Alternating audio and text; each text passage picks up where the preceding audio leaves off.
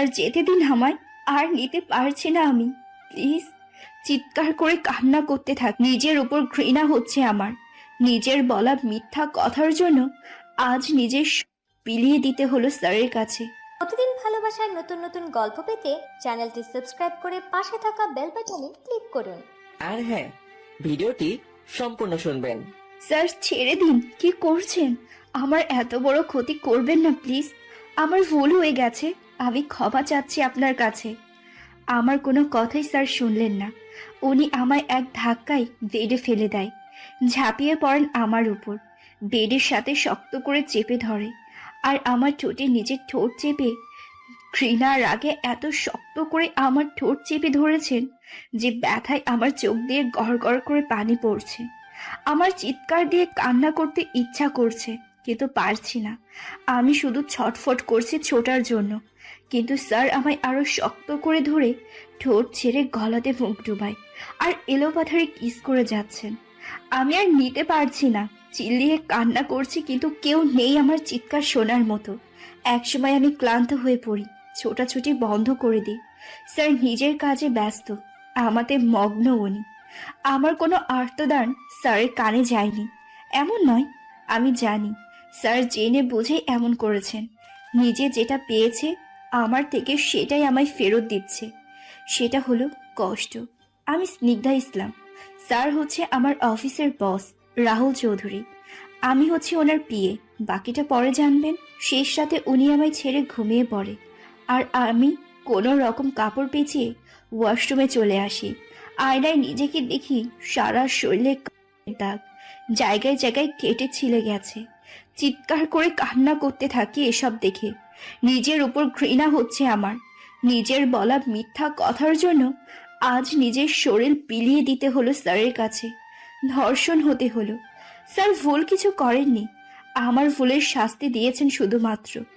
কিন্তু এটা তো ছোট শাস্তি নয়, আমার জীবনের সবচেয়ে বড় শাস্তি, যেটা আজীবন আমার শরীর মন বয়ে বেড়াতে হবে। আমি কখনো ভুলতে পারবো না এই কাল রাতটার কথা। কিন্তু আমি তো নিজের জন্য মিথ্যা বলিনি, তবে কেন? আমার সম্মানটা আল্লাহ রক্ষা করেননি। নিজের মায়ের জন্য এতটুকু মিথ্যা আমায় বলতে হয়েছে, তার জন্য আল্লাহ আমায় এত বড় শাস্তি পেতে হলো কেন? স্যার কেন ক্ষমা করতে পারলেন না আমায়? কেন? কেন? একটু পর মাথায় এলো, অন্যের সম্মান নষ্ট করলে নিজেরটাও থাকে না। চরম সত্যি কথাটা। আমার আমার চোখের পানি যেন বাদ মানছে না আজ। সারা রাত আমি ওয়াশরুমে কান্না করি, কোন সময় যে জ্ঞান হারাই বলতে পারবো না। নিজেকে আবিষ্কার করি কাল রাতে সেই বেডে, দেখি ঘিন ঘিন লাগছে। উঠতে চেষ্টা করলে বুঝতে পারি সারা শরীরে আমার প্রচন্ড ব্যথা। কোনো রকমে উঠে বসি আমি। হঠাৎ মনে পড়ে কাল রাতের কথা, কিন্তু আমার তো মনে আছে আমি ওয়াশরুমে ছিলাম। মুহূর্তে আমার স্যারের কথা মনে পড়ে যায়, আর আমি হাত পা গুটিয়ে বসে কান্না করে দিই। এমন সময় ভারী গলার আওয়াজে সামনে তাকিয়ে দেখি স্যার দাঁড়িয়ে আছে পকেটে হাত দিয়ে। শান্ত লাগছে ওনাকে খুব, কিন্তু আমি শান্ত হতে পারছি না। চোখ নামিয়ে নেই ওনার থেকে লজ্জায়। উনি বললেন, এখন কেন কান্না করছো? আমাকে টাকার জন্য দর্শক বলার আগে কান্না আসেনি? লজ্জায় স্যারের দিকে তাকাতে পারছি না। উনি ধমক দিয়ে বলে উঠলেন, একদম অভিনয় করবি না আমার সামনে। তোদের মতো মেয়েরা টাকার জন্য সব করতে পারে। এটা আর এমন কি, টাকা দিয়ে দিব কেমন? সো অভিনয় অফ করো, 10 মিনিটে নিচে আসো। 1 মিনিট লেট হলেও খারাপ হবে। আমি ওনার ধমকে কেঁপে উঠি, আস্তে করে মাথা দোলাই। উনি হনহন করে চলে যায়। ওনার কথাগুলি কাটার মতো লাগে আমার মনে। চিল্লিয়ে কান্না করি কতক্ষণ, তারপর নিজেকে সামলিয়ে আমি ওয়াশরুমে যাই। গিয়ে দেখি আমার শরীরের অন্য একটা ড্রেস। কে চেঞ্জ করলো আমাকে? পরেই ভাবলাম স্যার করেছেন। মনে হয় আমার সবই তো শেষ। উনি শেষ করে দিলেন আমার সামান্য ড্রেস। আর এমন কি, আল্লাহ, আমি ধর্ষক বলার শাস্তি কড়াই গন্ডায় পেলাম স্যারের থেকে। আমি 20 মিনিট পরে নিচে যাই, গিয়ে ভারী আওয়াজ পাই। 10 মিনিট টাইম দিয়েছিলাম ঘড়ি দেখে, বাট তুমি আরো 10 মিনিট বেশি নিয়ে ফেলেছো। আমি নিচে তাকিয়ে বললাম, আমি ড্রেস খুঁজে পাচ্ছিলাম না তাই। বলার সাথে সাথে উনি আমার হাত ধরে ওনার হাতের গরম কফিটা ফেলে দিলেন। আহা স্যার! আমার চুলের মুঠি ধরে বলে উঠলেন, কি বলো? স্যার যেতে দিন আমায়, আর নিতে পারছি না আমি, প্লিজ। ব্যথায় কাতরে বলে উঠি আমি। উনি চিল্লিয়ে বলে ওঠেন, তোকে সারা জীবনই সইতে হবে এসব। মিথ্যে বলার আগে মনে ছিল না এই রাহুল চৌধুরী জানলে কি হবে তোর হাল? রাহুল চৌধুরীর সম্মান নিয়ে খেলা করার শাস্তি ধীরে ধীরে পাবে তুমি। আমার পোড়া জায়গায় হাত দিয়ে চেপে ধরে স্যার কথাগুলি বলে। আমি ব্যথায় কেঁদে চিল্লিয়ে কান্না করতে ইচ্ছা করছে। ব্যথায় জ্বলে যাচ্ছে আমার হাত। তার উপর উনি চাপ দিয়ে ধরে রেখেছেন। উনি আমার দিকে কেমন অদ্ভুতভাবে তাকিয়ে থাকে কিছুক্ষণ, পরে আমার কাদা দেখে আমায় টেনে নিয়ে যায় আর ড্রয়িং রুমের সোফায় বসিয়ে বলে, এখানে বসো, আসছি আমি। আমি ফুফিয়ে কাঁদছি হাত ধরে। একটু পর উনি এসে মলম আমার হাতে লাগিয়ে দিয়ে আমার কানের কাছে মুখ নিয়ে আস্তে আস্তে বলে, নেক্সট টাইম লেট করার আগে আজকের কথা মনে রেখো। আমি কাঁদতে কাঁদতে বলি, স্যার আমায় যেতে দিন। আমাকে তুলে এনেছেন যে কাজের জন্য, আপনার প্রতিশোধ নেওয়া তো হয়ে গেছে। এবার আমায় যেতে দিন প্লিজ। আমি আর পারছি না। আমি প্রতিশোধ নেওয়ার জন্য তোমায় তুলে এনেছি? প্রতিশোধ নেওয়ার হলে কি তোমার মায়ের সেবা করার জন্য তোমার এই 4 দিন সময় দিতাম? আর কি বলছিলে? নিতে পারছো না আর তুমি। তুমি কাল সন্ধ্যে থেকে এখন পর্যন্ত নিতে পারছো না, অথচ আমি 4টা দিন যাবৎ বাধ্য হচ্ছি নিতে। কেন? আমার কি দোষ ছিল? আমি কাট টেপ করেছিলাম যে আমায় দর্শক প্রমাণ করেছিলে। আমি ওইটার জন্য সরি বলেছি আপনাকে, ক্ষমাও চেয়েছি, কিন্তু এখন আপনি সত্যি করে দেখালেন যে আপনি সত্যি একটা ধর্ষক। স্যার আমার কথা শুনে চিল্লিয়ে বলে ওঠে। কাঁদতে কাঁদতে বলি কথাগুলো। Oh really? ক্ষমা চেয়েছো? Okay fine. এখন আমি তোমার কাছে সরি বলছি তোমায় রেপ করার জন্য। ক্ষমা করে দিও আমায়। আমি তো ক্ষমা করার মতো মহৎ কাজটা করিনি। তুমি আমায় ক্ষমা করে মহৎ কাজটা করে দেখাও। পারবে? পারবে মন থেকে ক্ষমা করতে? এত সহজে সবটা ভুলে? তোমার ভাবটা এমন, তুমি সরি বললে আর আমার সবকিছু ঠিক হয়ে গেল। আমি কিছুক্ষণ চুপ থেকে বলি, ক্ষমা করা এত সোজা না।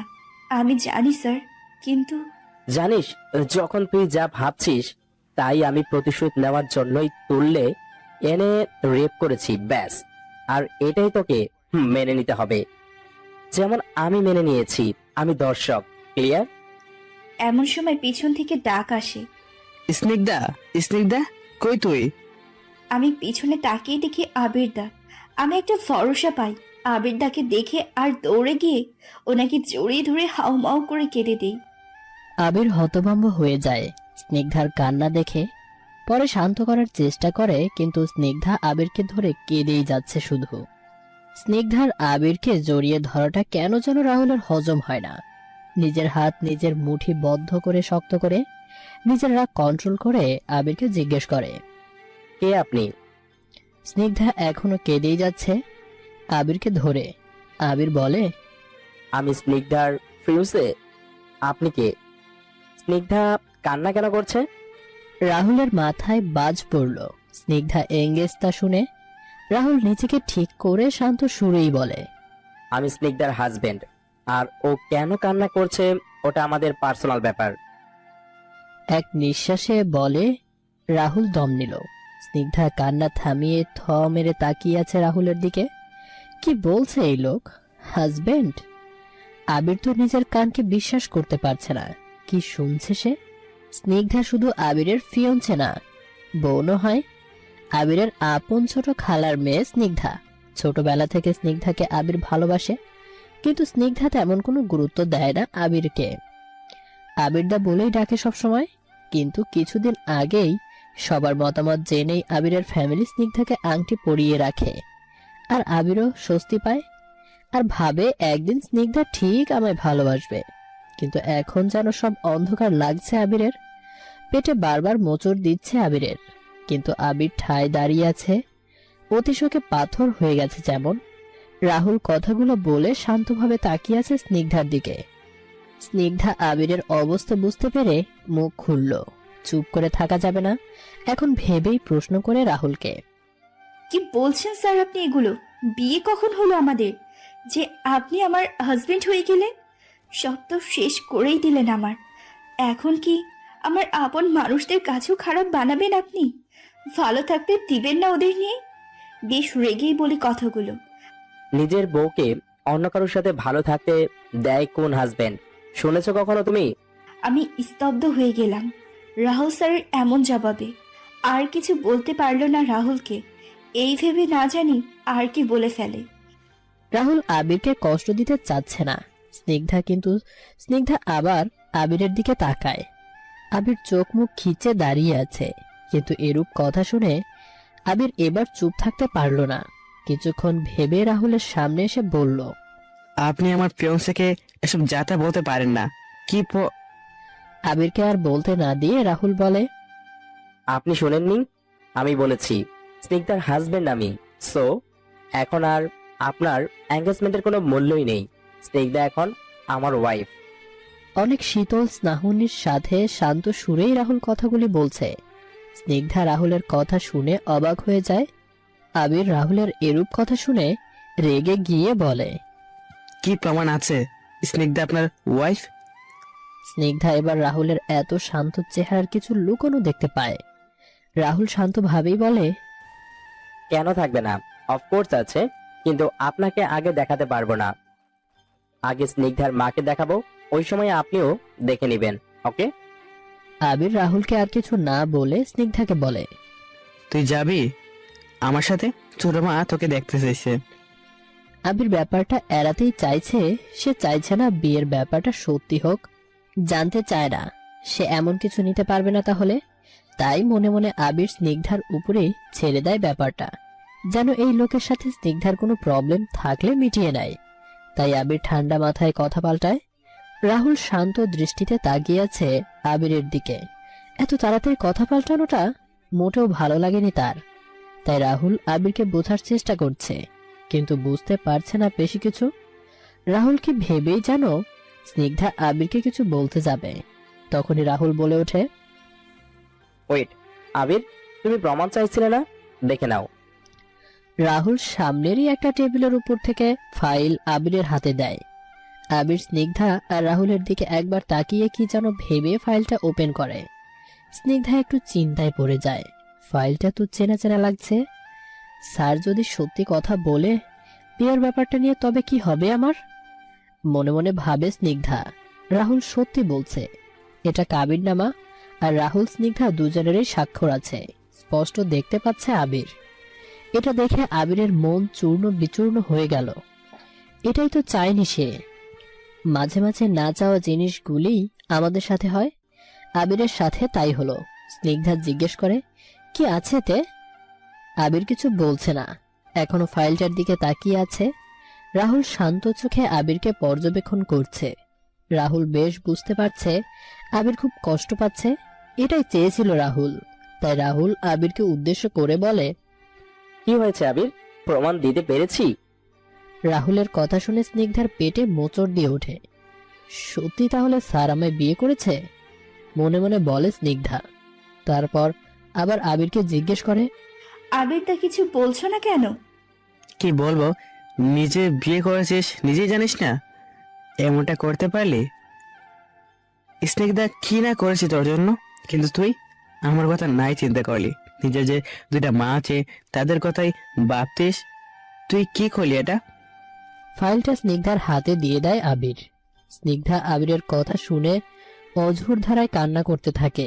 বুঝে যায় যা বোঝার স্নিগ্ধার বুকে খুব ব্যথা অনুভব করছে। মানতে পারছে না আবিরের কষ্টটা। আবির রাহুলকে বলে, সরি স্যার, আমি আপনার সামনে দাঁড়াবার যোগ্য নই। আর আপনার বউকে নিজের ফিয়ান্সে বলেছি, তার জন্য ক্ষমা চাইছে, ক্ষমা করে দিবেন। বলেই আবির এক নজর স্নিগ্ধার দিকে তাকিয়ে বলে, হাজবেন্ডকে নিয়ে দেখে আসিস মাকে। বলেই আবির তাড়াতাড়ি পা ফেলে চলে যায় বাইরে। রাহুল আবিরের যাওয়ার দিকে তাকিয়ে একটা বাঁকা হাসি দেয়। স্নিগ্ধা আবিরের পেছনে যেতে নিলে রাহুল টানতে টানতে স্নিগ্ধাকে উপরে নিয়ে যায়। আর রাহুল স্নিগ্ধাকে কিছু করবে বা বলবে তার আগেই স্নিগ্ধা করে একটা চর বসিয়ে দেয় রাহুলের গালে। রাহুল হতভম্ব হয়ে যায়, কি হয়ে গেল তার সাথে।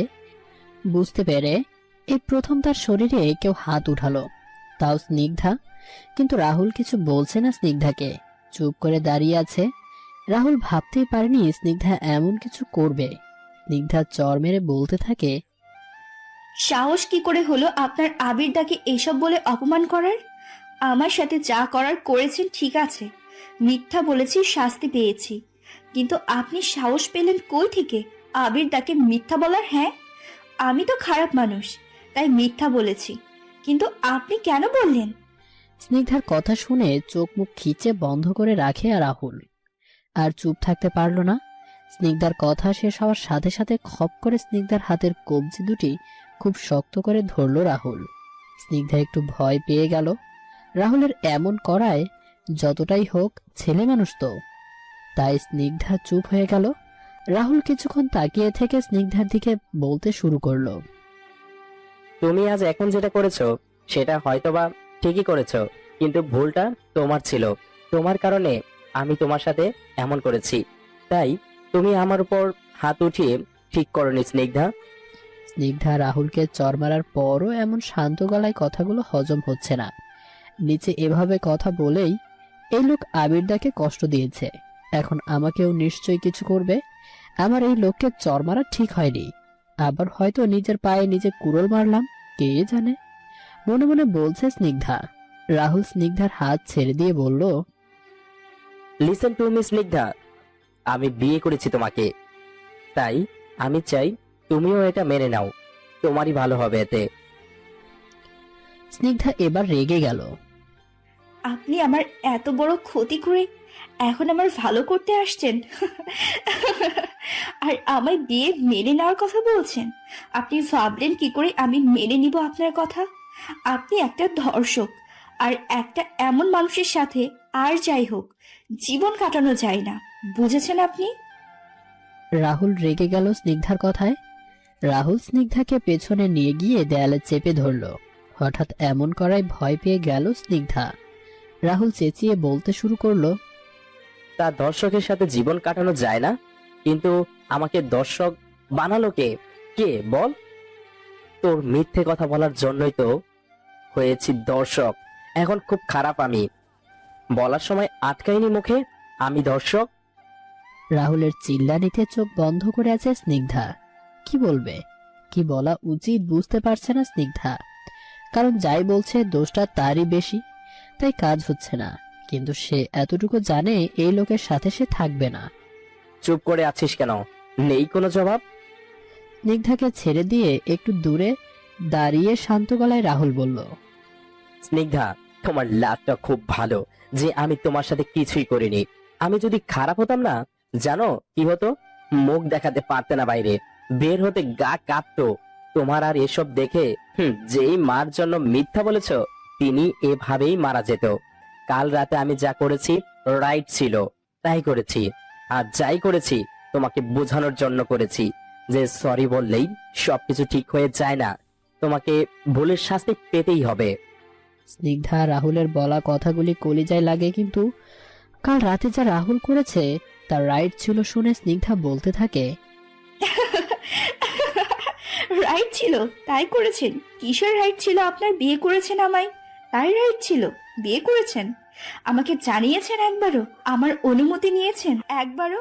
নেননি, সো কোনো রাইট ছিল না আপনার এমন করার।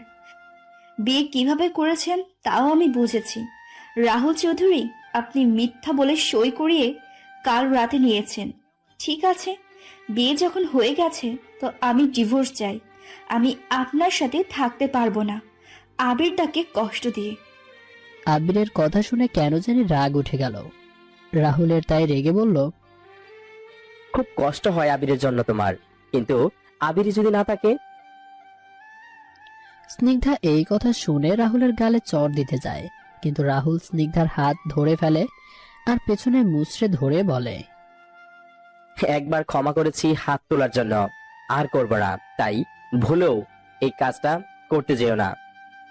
স্নিগ্ধা রাহুলের থেকে ছুটবার চেষ্টা করে, কিন্তু রাহুল বলতেই আছে, আমি রাহুল চৌধুরী বিয়ে একটাই করেছি, একটাই থাকবে। ডিভোর্সের ওয়ার্ডটা তুমি যদি আর একবার মুখ দিয়ে বের করেছো তো যার জন্য বের করেছো সেই আর থাকবে না। রাহুলের শেষ কথাটা শুনে স্নিগ্ধা ছোটাছুটি বন্ধ করে দেয়। রাহুল আবার বলে, যাও মাকে দেখে এসো। এটা বলে রাহুল চলে যায় রুম থেকে। স্নিগ্ধা নিচে বসে চিৎকার দিয়ে কান্না করছে। রাহুল দরজার আড়ালে দাঁড়িয়ে, তার চোখেও পানি। এইদিকে আবির রাহুলের বাড়ি থেকে বের হয়ে রাস্তা দিয়ে হাঁটছে। কোনো দিকে খেয়াল নেই তার। রাস্তা দিয়ে শো শো করে গাড়ি চলছে আপন গতিতে, কিন্তু আবির এর আজ কোনো গতি নেই। সে সাইড দিয়ে হাঁটছে উদ্দেশ্য ছাড়া, কিছু ভাবছে না। আবির কেন হলো, কি হলো, কেন করলো তার সাথে এমন, এসব কিছুই আবির ভাবছে না। কিন্তু সে অনেক বড় একটা কষ্ট পেয়েছে। তার বুকে চিনচিন ব্যথাটা সে যতই হারছে ততই বাড়ছে। এসব কিভাবে হলো, কি হলো, তার থেকে বড় কষ্ট আবিরের এটা যে সে স্নিগ্ধাকে হারিয়ে ফেলেছে। এইটা শুনে সে যত হারছে, স্নিগ্ধাকে পেছনে ফেলে তার কষ্টটাও ততই বাড়ছে। কিন্তু বাড়তে থাকা কষ্টটা আবির আর নিতে পারছে না। হাঁটতে হাঁটতে আবির নীরব এক রাস্তায় এসে পড়ে, আর ওখানেই ধপ করে বসে পড়ে, আর চিৎকার করে কাঁদতে থাকে। বলতে থাকে, আমি তোকে ফেলে নয়, নিজের সাথে নিয়েই হাঁটতে চেয়েছিলাম, তবে কেন আজ আমি একা। স্নিগ্ধা শুধু এতটুকুই বলেই আবির ওই রাস্তায় হাউমাউ করে কেঁদে দেয়। ছেলেরা সহজে কাঁদে না, কিন্তু আবির তার ছোট থেকে ভালোবেসে আসা মানুষটাকে আজ হারিয়ে ফেলেছে। তার খুব কষ্ট হচ্ছে, স্নিগ্ধাকে আর পাবে না, এটা মানতে পারছে না আবির। এদিকে হঠাৎই স্নিগ্ধার ভেতরটা কেমন করে ওঠে। তাই স্নিগ্ধা কান্না বন্ধ করে মাকে দেখার জন্য ফোনটা খুঁজে নিয়ে দৌড়ে বের হয়ে যায়। স্নিগ্ধা চিন্তা করে তার আবিরের সাথেও কথা বলতে হবে, সব জানাতেও হবে তাকে। ফুল বুঝে থাকতে দেব না তোমায় আবিরদা, আমি আসছি। স্নিগ্ধা মেন রোড থেকে বের হবে, অমনি পেছন থেকে রাহুলের ভারী আওয়াজ আসে। দাঁড়াও। স্নিগ্ধা পেছনে তাকিয়ে দেখে রাহুল তাড়াতাড়ি তার কাছে এগোচ্ছে। স্নিগ্ধা ওখানেই দাঁড়িয়ে বিড়বিড় করতে থাকে। এখন না জানি এখন কি ঘোড়ার ডিম বলবে আর আমার গা জ্বলবে। আমি জাস্ট নিতে পারছি না এই লোকের কথা। কি করে দিল এক রাতে আমার জীবনটাকে, ছাড়বো না, ঠিক বিচার করব। তোর ধর্ষক কোথাকার, একবার আবিরদাকে সব বুঝে বলে নি, তারপর তোকে দেখে নিব। রাহুল স্নিগ্ধার সামনে এসে বলে, যেতে দিচ্ছি যেমন ঠিক তেমনি চলে আসবে। কথা না শুনে আমায় খারাপ বানিও না। স্নিগ্ধা ভেবেছিল সে চুপ থাকবে, এখান থেকে বেরোলে বাঁচে, আর আসবে না, দেখবে না এই লোকের চেহারা।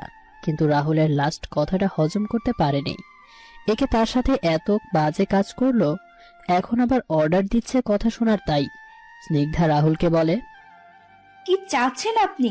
আমি আপনার বাধ্য বউ হই যে আপনি যা বলবেন তা করব? আপনার অর্ডার শুনবো? তবে ভুলে যান, কারণ আমি আপনার মতো ধর্ষকের কথা আর যাই হোক শুনবো না। বুঝেছেন আপনি? আর রইল বিয়ে। এতটুকু বলে চুপ হয়ে যায়। মনে মনে বলতে থাকে স্নিগ্ধা, না না, এখন যদি ডিভোর্সের কথা বলি, তবে যেতে যদি না দেয়, কিন্তু আমার এখন যে যেতেই হবে, সব বলতে হবে আবিরদাকে। রাহুল চোখ মুখ লাল হয়ে গেছে, তাও শান্তভাবেই চেয়ে আছে স্নিগ্ধার দিকে।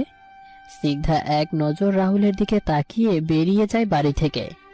রাহুল রাগে ফেটে যাচ্ছে স্নিগ্ধার কথা শুনে। স্নিগ্ধাকে কিছু না বললেও তার ভাবতে কষ্ট হচ্ছে, এই মেয়ের জন্য সে কিছুক্ষণ আগে চোখের জল ফেলেছে। রাহুল স্নিগ্ধার সাহস দেখে অবাক হচ্ছে। এত কিছুর পরও এই মেয়ের অ্যাটিটিউড এমন, ভুল শুধু আমি করেছি? আর নিজে ভুল করে একদিন সরি পর্যন্ত বলতে আসেনি। এই মেয়েকে কি ক্ষমা করা যায়? স্নিগ্ধার যাওয়ার দিকে তাকিয়ে মনে মনে ভাবে রাহুল এসব। পরেই নিজের রাগ কন্ট্রোল করে রাহুল একাই জোরে জোরে বলতে থাকে, কিন্তু তুমি ভুল করেছো। এখন আমার কথাগুলো না শুনে মিসেস স্নিগ্ধা চৌধুরী পস্তাবে তুমি, কিন্তু আমার কিছু করার নেই। তুমি আমার কথা শোনোনি, এর ফলে তোমার আর তোমার ফ্যামিলিরই বেশি কষ্ট হবে। Sorry for that. স্নিগ্ধা রাহুলের বাসা থেকে বের হয়ে বড় বড় শ্বাস ফেলতে থাকে। সাপকে গুঁতো দিয়ে সাপের সবল থেকে যেমন বেঁচে ফিরেছে মনে হচ্ছে। এতগুলি কথা শুনিয়েছে সে, কম কিছু, সেটা তাও আবার বাইরে বের হতে পেরে বেঁচেছে। কারণ একটাই, যত যাই হোক কাল রাতের পর থেকে স্নিগ্ধা খুব ভয় পায় রাহুলকে, কিন্তু বুঝতে দেয়নি কারণ এতটা ভেঙে পড়লে চলবে না তার। এই ভেবে রাহুলের প্রতি কথার জবাব দিয়েছে সে। স্নিগ্ধা হাঁটছে। ইস, ফোন নিয়ে বের হলে কি হবে? টাকা তো নেই আমার কাছে, এতটা হেঁটে যাব কি করে? বাধ্য হয়ে হেঁটেই যেতে হচ্ছে তার। কিন্তু স্নিগ্ধার শরীরটাও ব্যথাতুর, তার উপর হাঁটতে খুব কষ্ট হচ্ছে তার। খুব কষ্টে বাড়ি পৌঁছে বেল বাজাতেই তার বড় মা দরজা খুলে হাজারটা প্রশ্ন করে, কিন্তু স্নিগ্ধা একটার জবাবও না দিয়ে সে পাল্টা জিজ্ঞেস করে, আবিরদা কই বড় মা? আমি কি জানি সে কোন সময় তোকে খুঁজতে গেছে। তার ছোট মা তার মেয়েকে দেখতে চেয়েছে বলে, কিন্তু তোর কোনো খবর নেই। রাতে একটা মেসেজে যা করছিস, শুধু যে রাতে আসবি না, তা না হলে তো টেনশনে আমার ছেলেটা আর তোর মা মরেই যেত। কিন্তু সকালে আর না পেরে খুঁজতে বেরিয়ে গেছে ছেলেটা। সব শুনে স্নিগ্ধা কিন্তু মেসেজের কথাটাই তার মাথায় ঢোকে না। কিসের মেসেজের কথা বলছে? কিন্তু এখন এসব জিজ্ঞেস করা ঠিক হবে না। সবাই যদি জানে আমার সাথে কি হয়েছে, সবাই মরেই যাবে। আমার শুধু আবিরদাকে সব বলতে হবে, কিন্তু জানি না কিভাবে কি বলতে হবে। মনে মনে বিড়বিড় করে স্নিগ্ধা। কিরে, কি বিড়বিড় করিস? নে পানি খেয়ে মাকে দেখে আয়। হ্যাঁ দাও। এই মাটার জন্যই তো সব। বড় মা, মার জন্য সব করতে পারি আমি। মনে মনে এসব বলেই পানি খেয়ে মাকে দেখতে যায় স্নিগ্ধা। এইদিকে আবিরও রাস্তায় কান্নাকাটি থামিয়ে বাসায় রওনা দেয়। এই ভেবেই ছোট মা চিন্তা করবে আবির স্নিগ্ধার মাকে নিজের মার থেকেও বেশি ভালোবাসে। আর তার কথা চিন্তা করেই বাড়ি যায় আবির। বেল বাজাতেই আবিরের মা দরজা খুলে আবিরকেও হাজার প্রশ্ন করে। আবিরের মন ভালো না, তাই জবাব না দিয়ে সোজা স্নিগ্ধার মার রুমে যায়। গিয়ে দেখে স্নিগ্ধা তার পাশে বসে নিজের দুহাত দিয়ে নিজের মার হাত ধরে রেখেছে আর চেয়ে আছে মায়ের ঘুমন্ত চেহারার দিকে। আবির এতটুকু দেখে নিজের রুমে চলে আসে। স্নিগ্ধা আবিরের পেছনে ফিরে চলে যায়। সময়ে আবিরকে দেখেছে, তাই সে দেরি না করে সাথে সাথেই আবিরের রুমে যায়। স্নিগ্ধা গিয়ে দেখে আবির দেয়ালে টানানো স্নিগ্ধার একটা ছবির দিকে তাকিয়ে আছে। এটা দেখেই স্নিগ্ধার চোখের জল চলে এলো। হঠাৎ আবির বলল, কি দেখতে এসেছিস স্নিগ্ধা? তোর দেওয়া ধোকাকে কেমন আছে? তবে দেখ, ভালো নেই আমি। পেছনে ফিরে স্নিগ্ধার দিকে তাকিয়ে আছে। স্নিগ্ধা কান্নায় ব্যস্ত। সে বলতে তো এসেছে, কিন্তু বলতে পারবে কি? আবির স্নিগ্ধাকে কান্না করতে দেখে সামনে যায়। হঠাৎ আবিরকে সামনে দেখে স্নিগ্ধা পিছিয়ে যায়। তার এখন ছেলে মানুষ দেখলেই ভয় করে, কিন্তু আবির তা বোঝেনি। ও সরি সরি, আমার মনে ছিল না রে, তুই এখন married. Sorry, extremely sorry. Snigdha অবাক হয়ে বলে, কি বলছো আবিরদা? তুমি প্লিজ আমায় ভুল বুঝো না। আমি তোমাকে একটা কঠিন সত্য বলতে আসছি। প্লিজ। সকালের পর আরো কঠিন সত্য বলার আছে তোর? তাহলে আমায় ক্ষমা কর, আমি আর তোর কঠিন সত্য নিতে পারবো না। প্লিজ আবিরদা, চলে যা, আমি কিছু শুনতে চাই না। আবিরদা। আবির এবার খপ করে স্নিগ্ধার দুবাহু ধরে বলতে থাকে, কি বলেছি শুনতে পাসনি?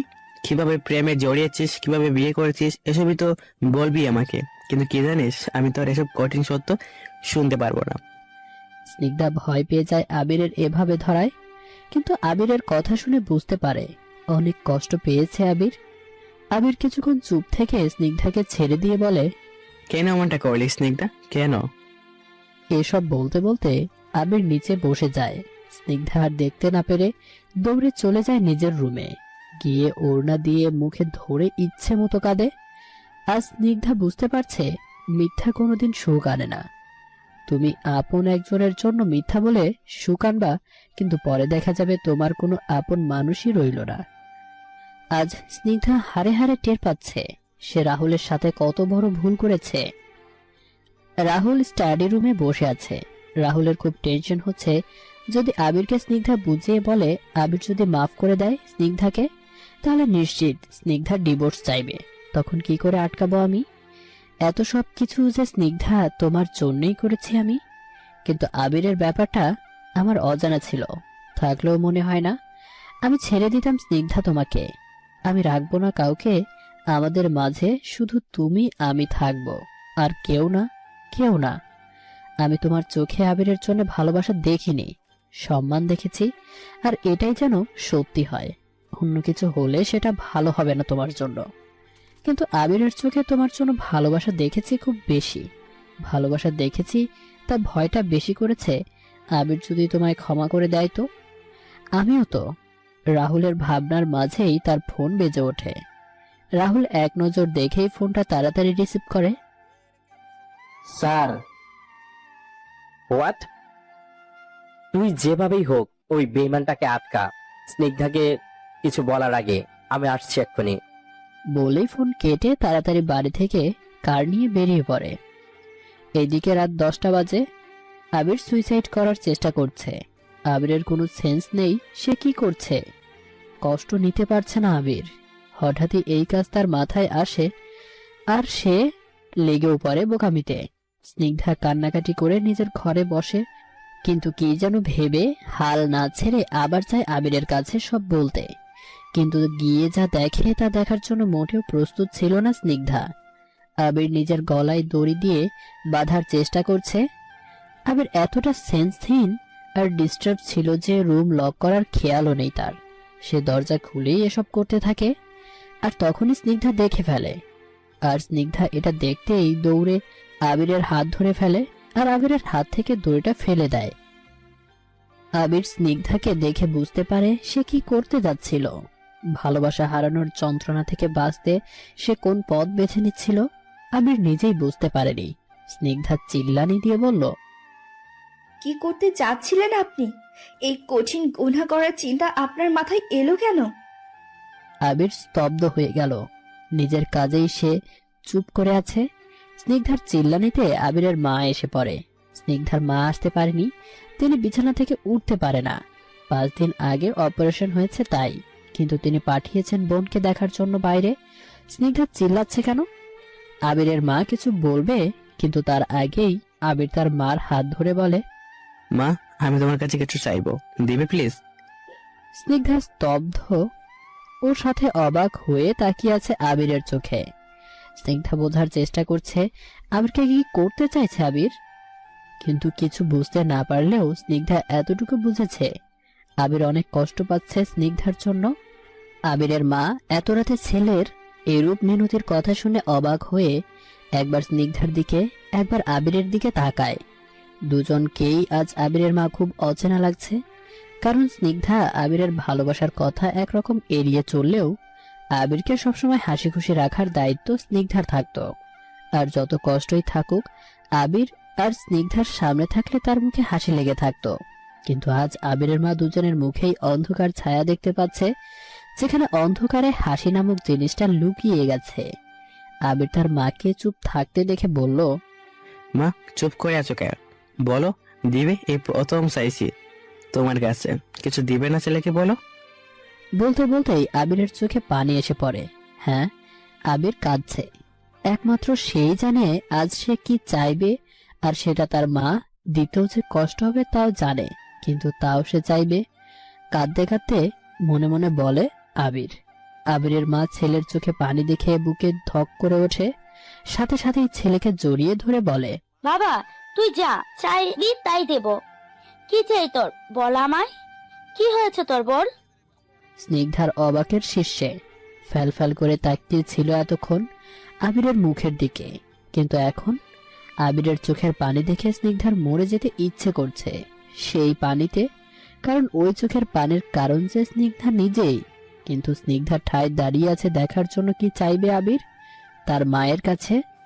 আবির তার মাকে জড়িয়ে একটু দূরে সরিয়ে নিজের মার চোখের দিকে তাকিয়ে চোখ মুখ শক্ত করে বলে ফেলল, মা, স্নিগ্ধা অন্য একজনকে ভালোবাসে, তাকে বিয়েও করেছে।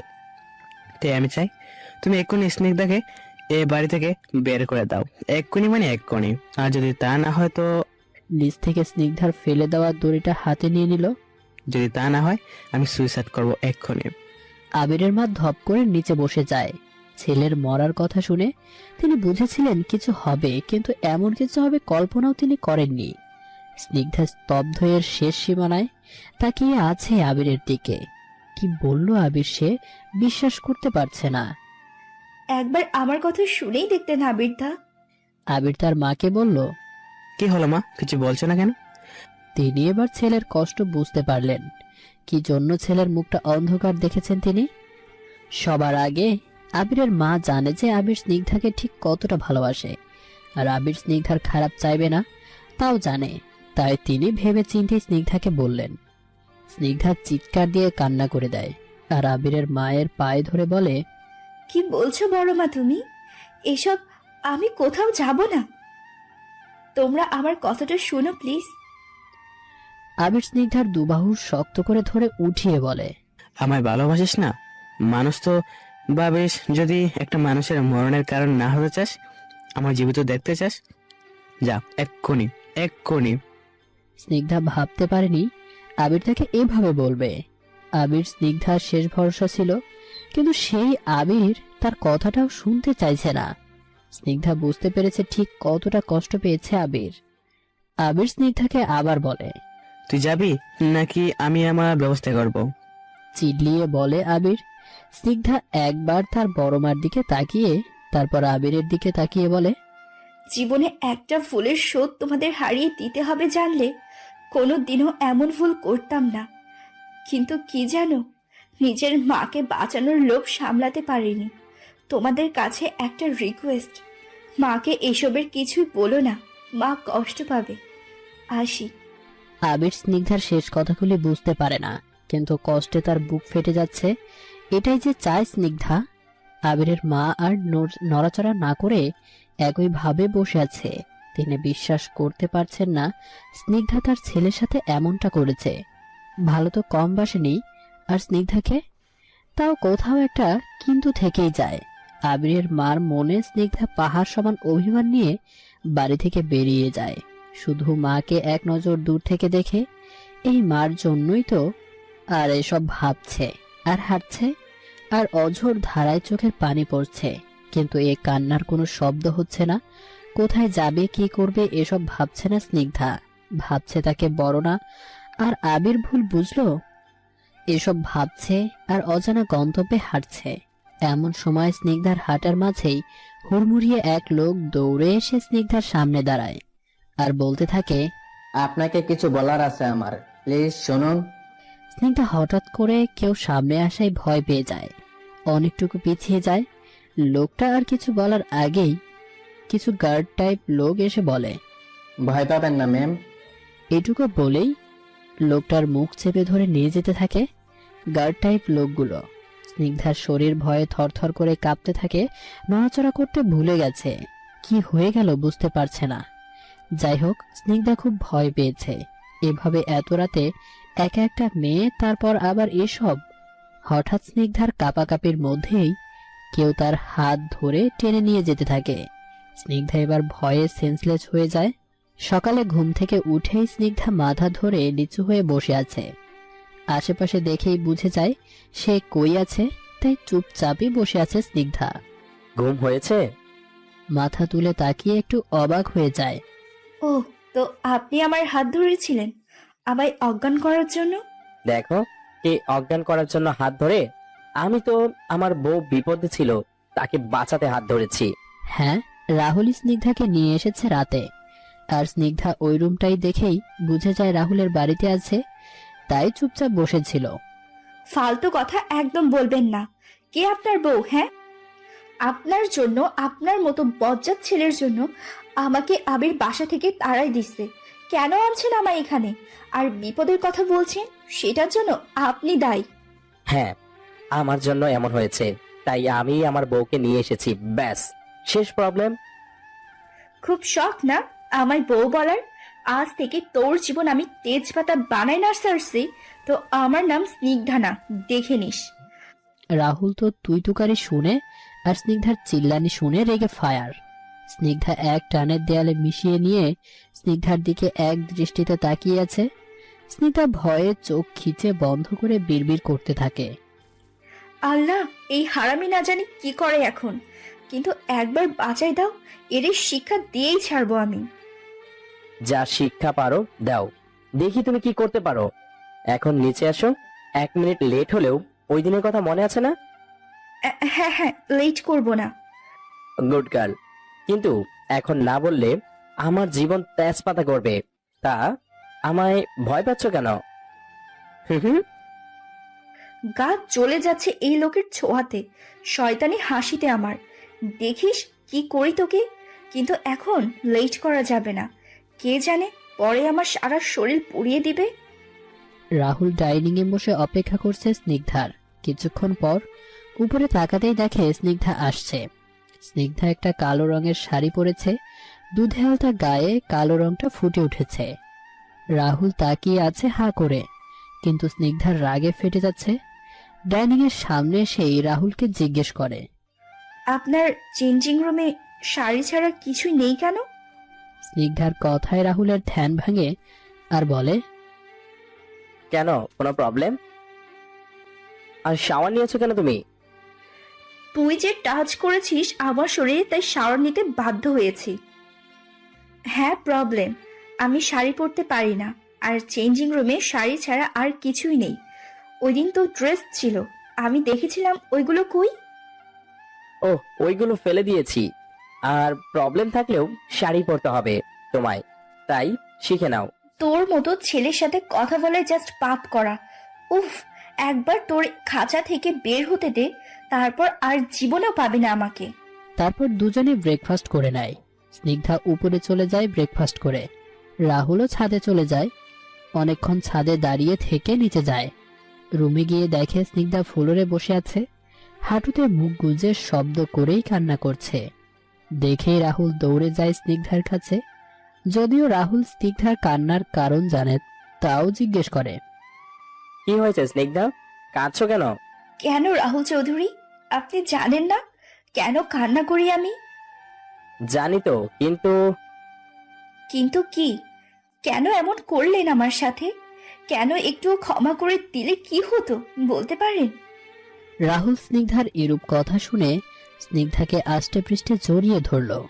স্নিগ্ধাও কিছু বলল না, কেঁদেই যাচ্ছে। কান্না করো না প্লিজ।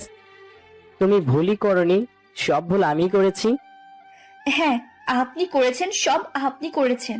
কেন করেছেন? হ্যাঁ, কেন? কেন? হ্যাঁ, আমি করেছি, এখন কান্না থামাও। স্নিগ্ধাকে ছেড়ে চোখের পানি মুছে দিয়ে বলল রাহুল। অনেকক্ষণ পর স্নিগ্ধা শান্ত হয়ে কি যেন ভেবে রাহুলকে জিজ্ঞেস করলো, আপনি অফিস যান না? এখানে বাসায় কেন আপনি অফিস যাবেন না? তুমি যাওয়ার ওয়ে রাখুনি। মানে কি? এই বজ্জাতটা সারাক্ষণ বাসায় থাকলে আমি পালাবো কি করে? কেন সাধারণ একটা বিষয়ের জন্য আপনি অফিস যাওয়া বন্ধ করে দিয়েছেন? এখনো বোঝনি তুমি, এটা সাধারণ বিষয় না। তুমি পুরো অফিস এ পোস্টার লাগিয়েছো আমি ধর্ষক। তারপর ইম্পর্টেন্ট একটা মিটিং এ ক্লায়েন্টদের সামনে হুট করে ঢুকেই বলেছো আমি নাকি তোমাকে দর্শন করেছি। ওই দিন থেকে আজ পর্যন্ত বাইরে বের হতে পারিনি। মিটিং এ থাকা কিছু শত্রু এটা বাইরে ছড়িয়ে দিয়েছে, এমন ভাবে ছড়িয়েছে যে মিডিয়া নিউজের লোক পিছে পড়ে গিয়েছিল।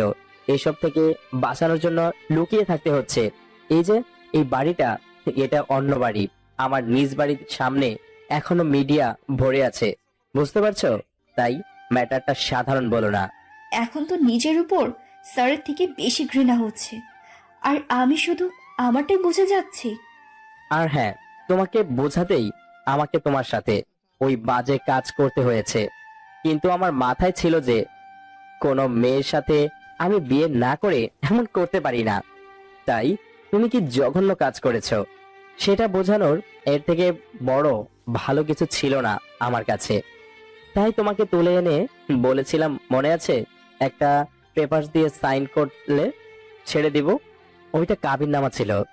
তুমি আমার ভয়ে না দেখেই সাইন করে দিয়েছিলে। পরে যা হয়েছে তা তোমার চোখের দর্শক হলেও আমার চোখে না। তোমাকে যেমন শাস্তি দিয়েছি, আমায় দর্শক বলায় বিয়েও করেছি আমি, ব্যাস। স্নিগ্ধার পাশে বসেই চোখ দুটি লাল করে রাগে ফুঁসতে ফুঁসতে বলল রাহুল কথাগুলি। আর যাই বলি না কেন, আপনাকে আর ধর্ষক বলবো না, প্রমিস। রাহুল আমার দিকে অনেকক্ষণ তাকিয়ে থাকে।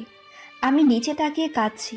রাহুল আমাকে আবার আষ্টে পিষ্টে জড়িয়ে ধরে বলে, স্নিগ্ধা, একটা কথা রাখবে প্লিজ? কি? আমাকে ছেড়ে যেও না প্লিজ। আমি এটা কোনোদিন পারবো না, কোনোদিনও না। এক ঝটকায় রাহুলকে দূরে সরিয়ে দিয়ে বলে স্নিগ্ধা রাহুলের চোখ মুখ মুহূর্তে হিংস্র হয়ে গেল। রক্তবর্ণ চোখ নিয়ে তাকিয়ে আছে দাঁড়িয়ে থাকা স্নিগ্ধার দিকে। রাহুলের স্নিগ্ধার জবাবটা মোটেই পছন্দ হয়নি, কিন্তু রাহুল চুপ করে আছে। স্নিগ্ধা রাহুলের চোখ দেখে ভয়ে অন্যদিকে ফিরে গেল। রাহুলকে এত রাগতে আগে দেখেনি স্নিগ্ধা, শান্তই দেখেছে। আমতা আমতা করে স্নিগ্ধা আবার বলতে থাকে, আপনার জন্য আমার মনে না ব্রেইনে দুটির কোনোটাই জায়গা নেই। যার জন্য মনে জায়গা নেই তার সাথে থাকা যায় না। আর আমি আবিরদার আমানত। আহ স্নিগ্ধার কথা শেষ করতে পারেনি। রাহুল বসা থেকে দাঁড়িয়ে পাশের দেয়ালে ড্রিম করে ধাক্কা দেয় স্নিগ্ধাকে। তারপর স্নিগ্ধা দুহাত নিজের হাত দিয়ে শক্ত করে চেপে ধরে। খুব রেগে তাকিয়ে থাকে স্নিগ্ধার দিকে। স্নিগ্ধা ভয়ে শেষ, চোখ মুখ খিচে বন্ধ করে রেখেছে। দেয়ালে ধাক্কা দেয় ব্যথাও পেয়েছে, তাই চুপ করে আছে। স্নিগ্ধা বেশ বুঝেছে এখন কথা বললে বিপদ। কি বললে তুমি? স্নিগ্ধা রাহুলের হঠাৎ হাসির কারণ বুঝতে না পেরে অবাক হয়ে চোখ খুলে তাকিয়ে থাকে রাহুলের দিকে। রাহুল হঠাৎ হাসি থামিয়ে চোখ মুখ শক্ত করে বলতে থাকে, তুই এখনো বুঝিসনি? তুই আবিরের না, আমার আমানত ছিলি। আর আমার আমানত ছিলি বলেই আমার সাথে বিয়ে হয়েছে।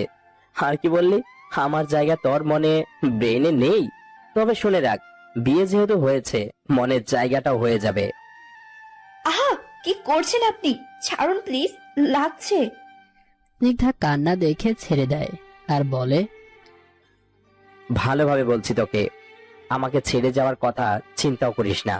সেটা তোর জন্য ভালো হবে না। আমি তোর জন্য কি কি করতে পারি তুই ভাবতেও পারবি না। সো আমায় রাগাস না। আমি আপনাকে রাগাতে চাই না। আমি জানি না আমি কার আমানত, কিন্তু আমি আপনার সাথে থেকে আবিরদাকে কষ্ট দিতে পারি না, কোনো দিন পারবো না। আর ছেড়ে যাওয়ার কথা বলছে, তবে শুনে রাখুন, আমি সুযোগ পেলেই আপনার জেল থেকে পালিয়ে যাব। স্নিগ্ধার চিল্লানিতে রাহুলের কোনো প্রতিক্রিয়া নেই। হালকা হেসে রাহুল বলল, শুধু এ বাড়ি থেকে বেরিয়ে দেখাও, আমি নিজে তোমায় আবিরের কাছে দিয়ে আসবো, প্রমিস। কথাটা বলেই স্নিগ্ধার কোমর ধরে এক টানে কাছে এনে ঘাড়ে এক হাত দিয়ে ধরে।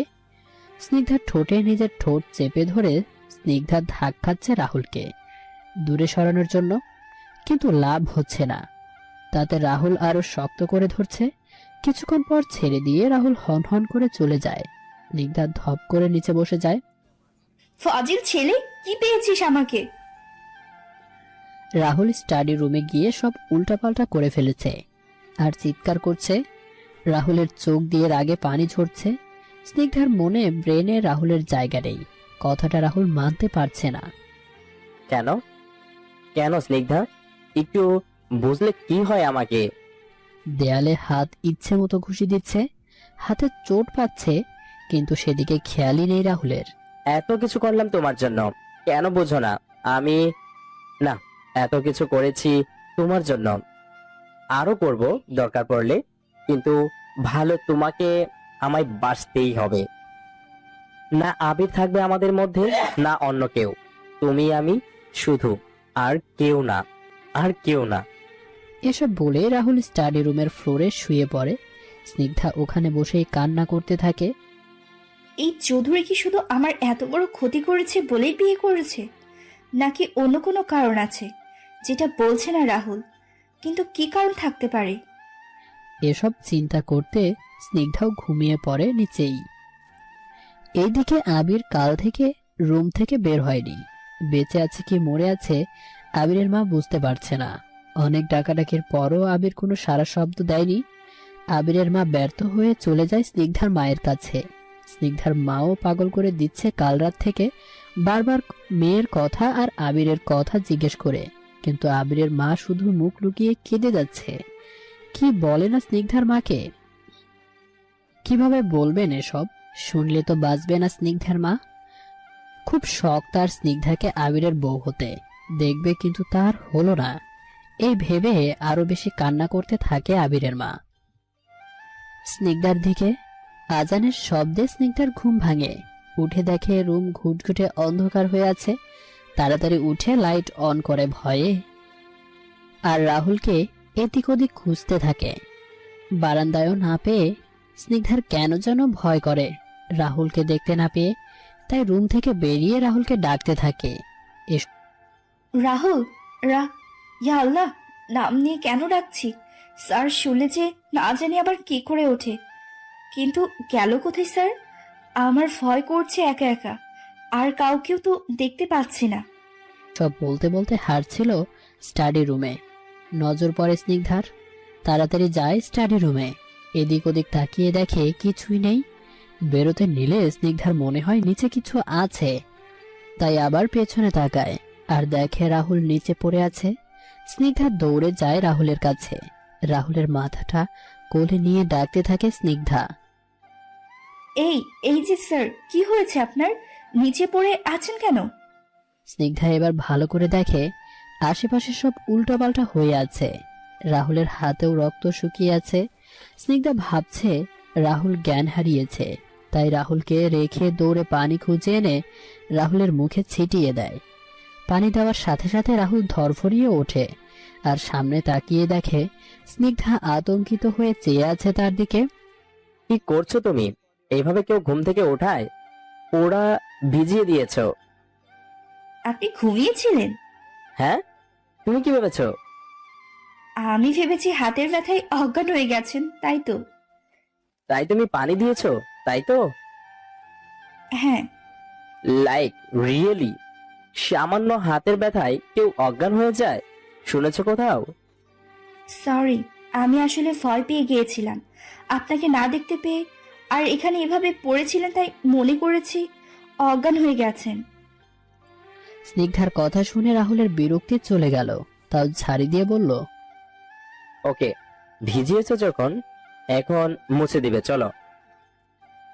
আমি আচ্ছা চলুন। রাহুল স্নিগ্ধার হাত ধরে টেনে রুমে নিয়ে যায় আর টাওয়াল হাতে দিয়ে বলে, নাও, মুছে দাও। বাধ্য মেয়ের মতো স্নিগ্ধাও মুছে দিল রাহুলের মুখটা। নিন, হয়ে গেছে।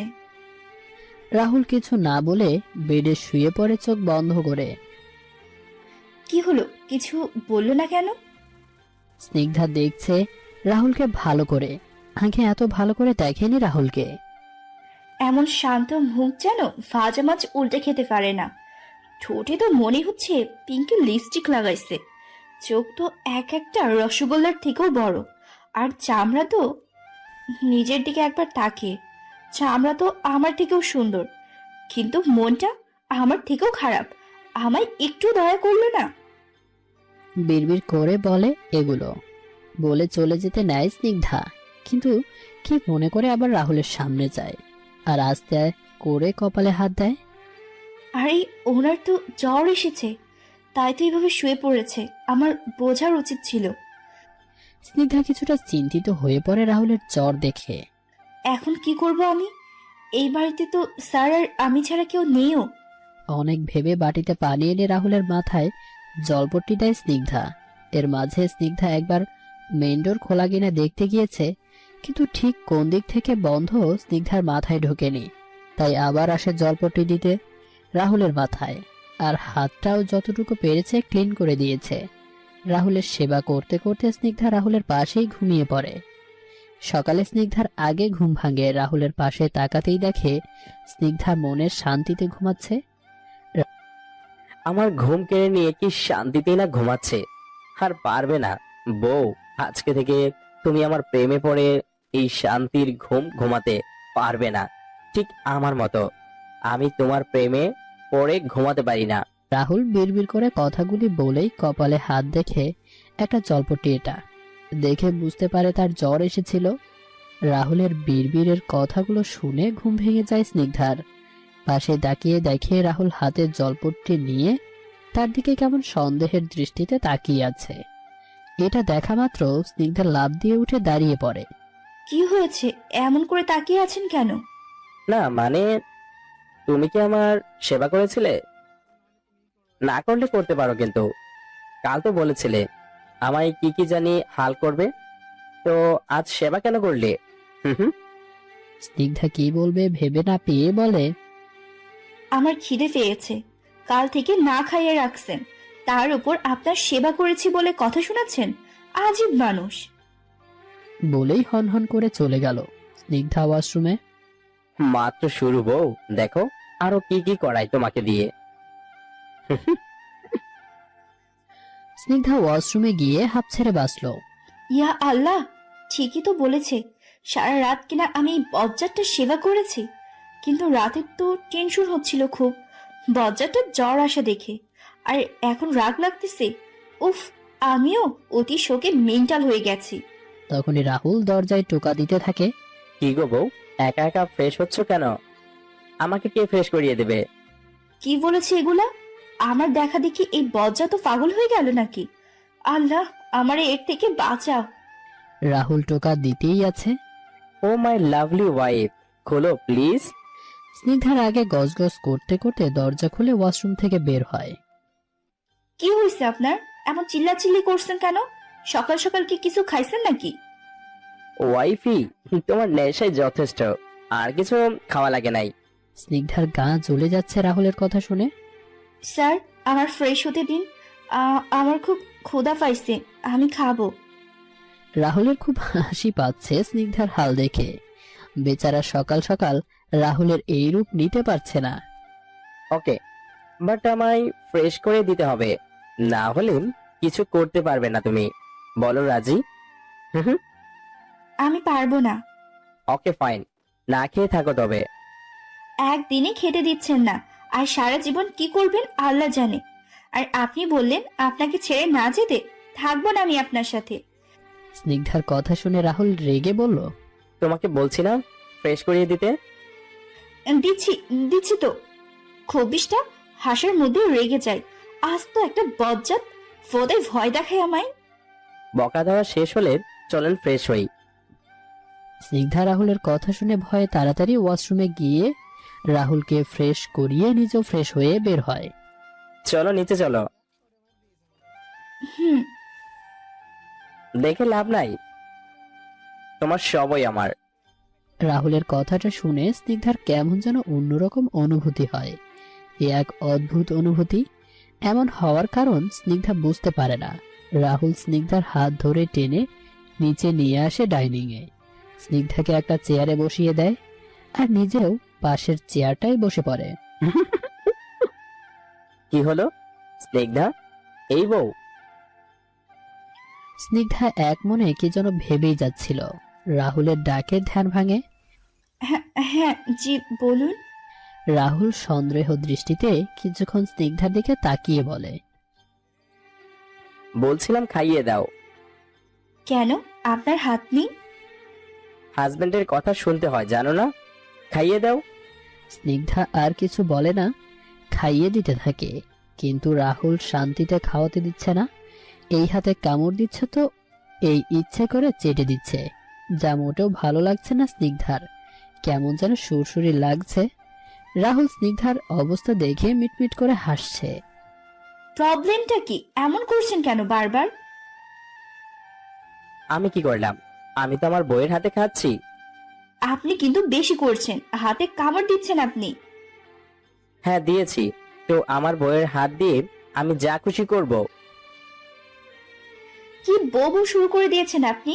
আর বউকে মানুষ এভাবে চালায় না, আদর করে, বুঝেছেন?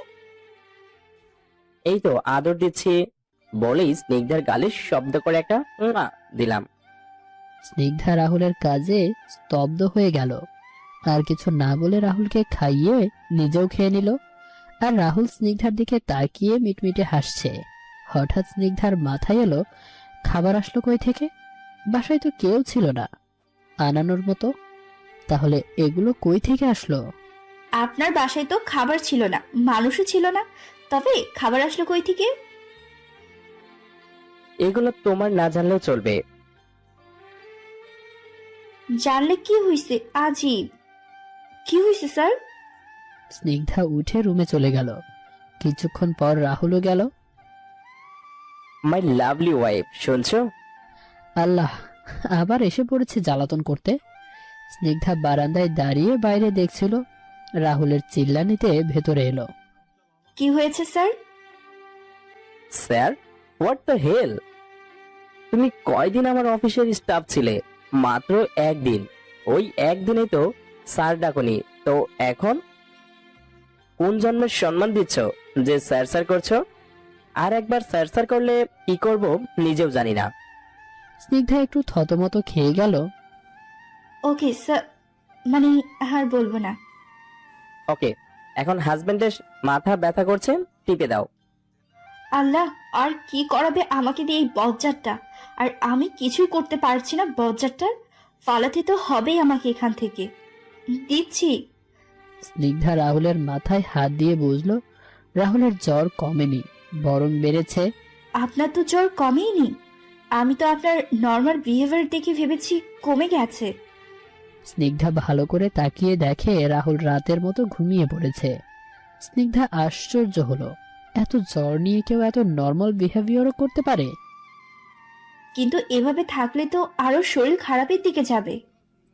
স্নিগ্ধা আবারও অনেক ডাকলো রাহুলকে, কিন্তু উঠল না। স্নিগ্ধা রাতের মতোই মাথায় জলপট্টি দিতে থাকে। 1 ঘন্টা পর রাহুল ঘুম থেকে ওঠে। আশেপাশে স্নিগ্ধাকে খুঁজে না পেয়ে তাড়াতাড়ি নিচে নামে। গিয়ে দেখে স্নিগ্ধা মেইন ডোরের সামনে দাঁড়িয়ে কি যেন ভাবছে। রাহুল স্নিগ্ধার পাশে গিয়ে দাঁড়িয়ে হ্যাঁচকা টানে স্নিগ্ধাকে নিজের বুকের উপর ফেলে শক্ত করে জড়িয়ে ধরে। স্নিগ্ধা তো প্রথম ভয় পায়, পরে চিনে ফেলে এটা রাহুল। এখানে কি করছো তুমি? মানে দেখছিলাম দরজাটা কোন দিক থেকে বন্ধ। স্নিগ্ধাকে ছেড়ে হাত ধরে টানতে টানতে রুমে নিয়ে যায়। তুমি এখনো পালাতে চাও? সেটা তো পরে, কিন্তু আমি ডক্টর আনার জন্য দরজা খুলতে চেয়েছিলাম, কারণ পুরা বাড়ি খুঁজে একটা ফোন পেলাম না।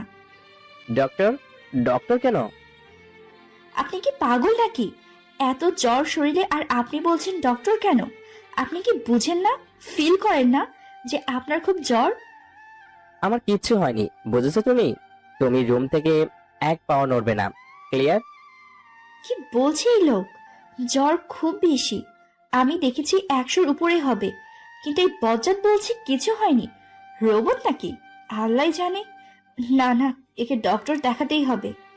প্লিজ মানে রাহুল প্লিজ, আপনার খুব জ্বর, এভাবে থাকলে আরো শরীর খারাপ হয়ে যাবে। আপনি প্লিজ ডক্টর ডাকুন। আমি একদম পালানোর চেষ্টা করব না। আর তাছাড়া জ্বরটা রাত থেকে হাতেও তো ব্যথা পেয়েছেন, ওইটাও ইনফেকশন হতে পারে চিকিৎসা না করালে। রাহুল অবাক চোখে তাকিয়ে আছে স্নিগ্ধার দিকে। তার জন্য স্নিগ্ধা এত ভাবছে তার বিশ্বাস হচ্ছে না। দেখো, আমি তুমি পালিয়ে যাবে তাই ডক্টর রাখছি না, এমন না। আমি না চাইলে তো তুমি রুম থেকেই বেরোতে পারবে না, এটা ক্লিয়ার হয়ে নাও। আমি ঠিক আছি, তাই ডক্টরের প্রয়োজন নেই। আমার এমন জ্বর প্রায়ই আসে, তুমি চিন্তা করো না। এটা কেমন কথা? আমি জানি না, আপনি ডক্টর ডাকুন প্লিজ। আমি চিন্তা না করে পারছি না, আর আমি নিজেও কিছু করতে পারছি না। আপনি তো পাগল, কিন্তু আমি পাগল না যে এত জ্বর থাকার পরও আমি ঠিক আছে শুনে শান্ত হয়ে যাব। তারপর রাহুল আর না পেরে ডক্টরকে খবর দেয় ফোন করে। রাহুলের হাতে ফোন দেখে অবাক হয়, কারণ স্নিগ্ধা অনেক খুঁজেছে। ডক্টর রাহুলকে দেখে মেডিসিন দিয়ে যায় আর হাত ব্যান্ডেজ করে দেয়, আর বলে মেডিসিন শেষ হলে আবার চেক আপ করতে আসতে। হসপিটাল থেকে ডক্টর চলে গেলে রাহুল স্নিগ্ধাকে জিজ্ঞেস করে, আমার জায়গায় অন্য কেউ থাকলেও কি এমন করতে নাকি? নাকি আমি স্পেশাল? হ্যাঁ, অন্য কেউ হলেও এমন করতাম, কিন্তু আপনি এটা জিজ্ঞেস করলেন কেন?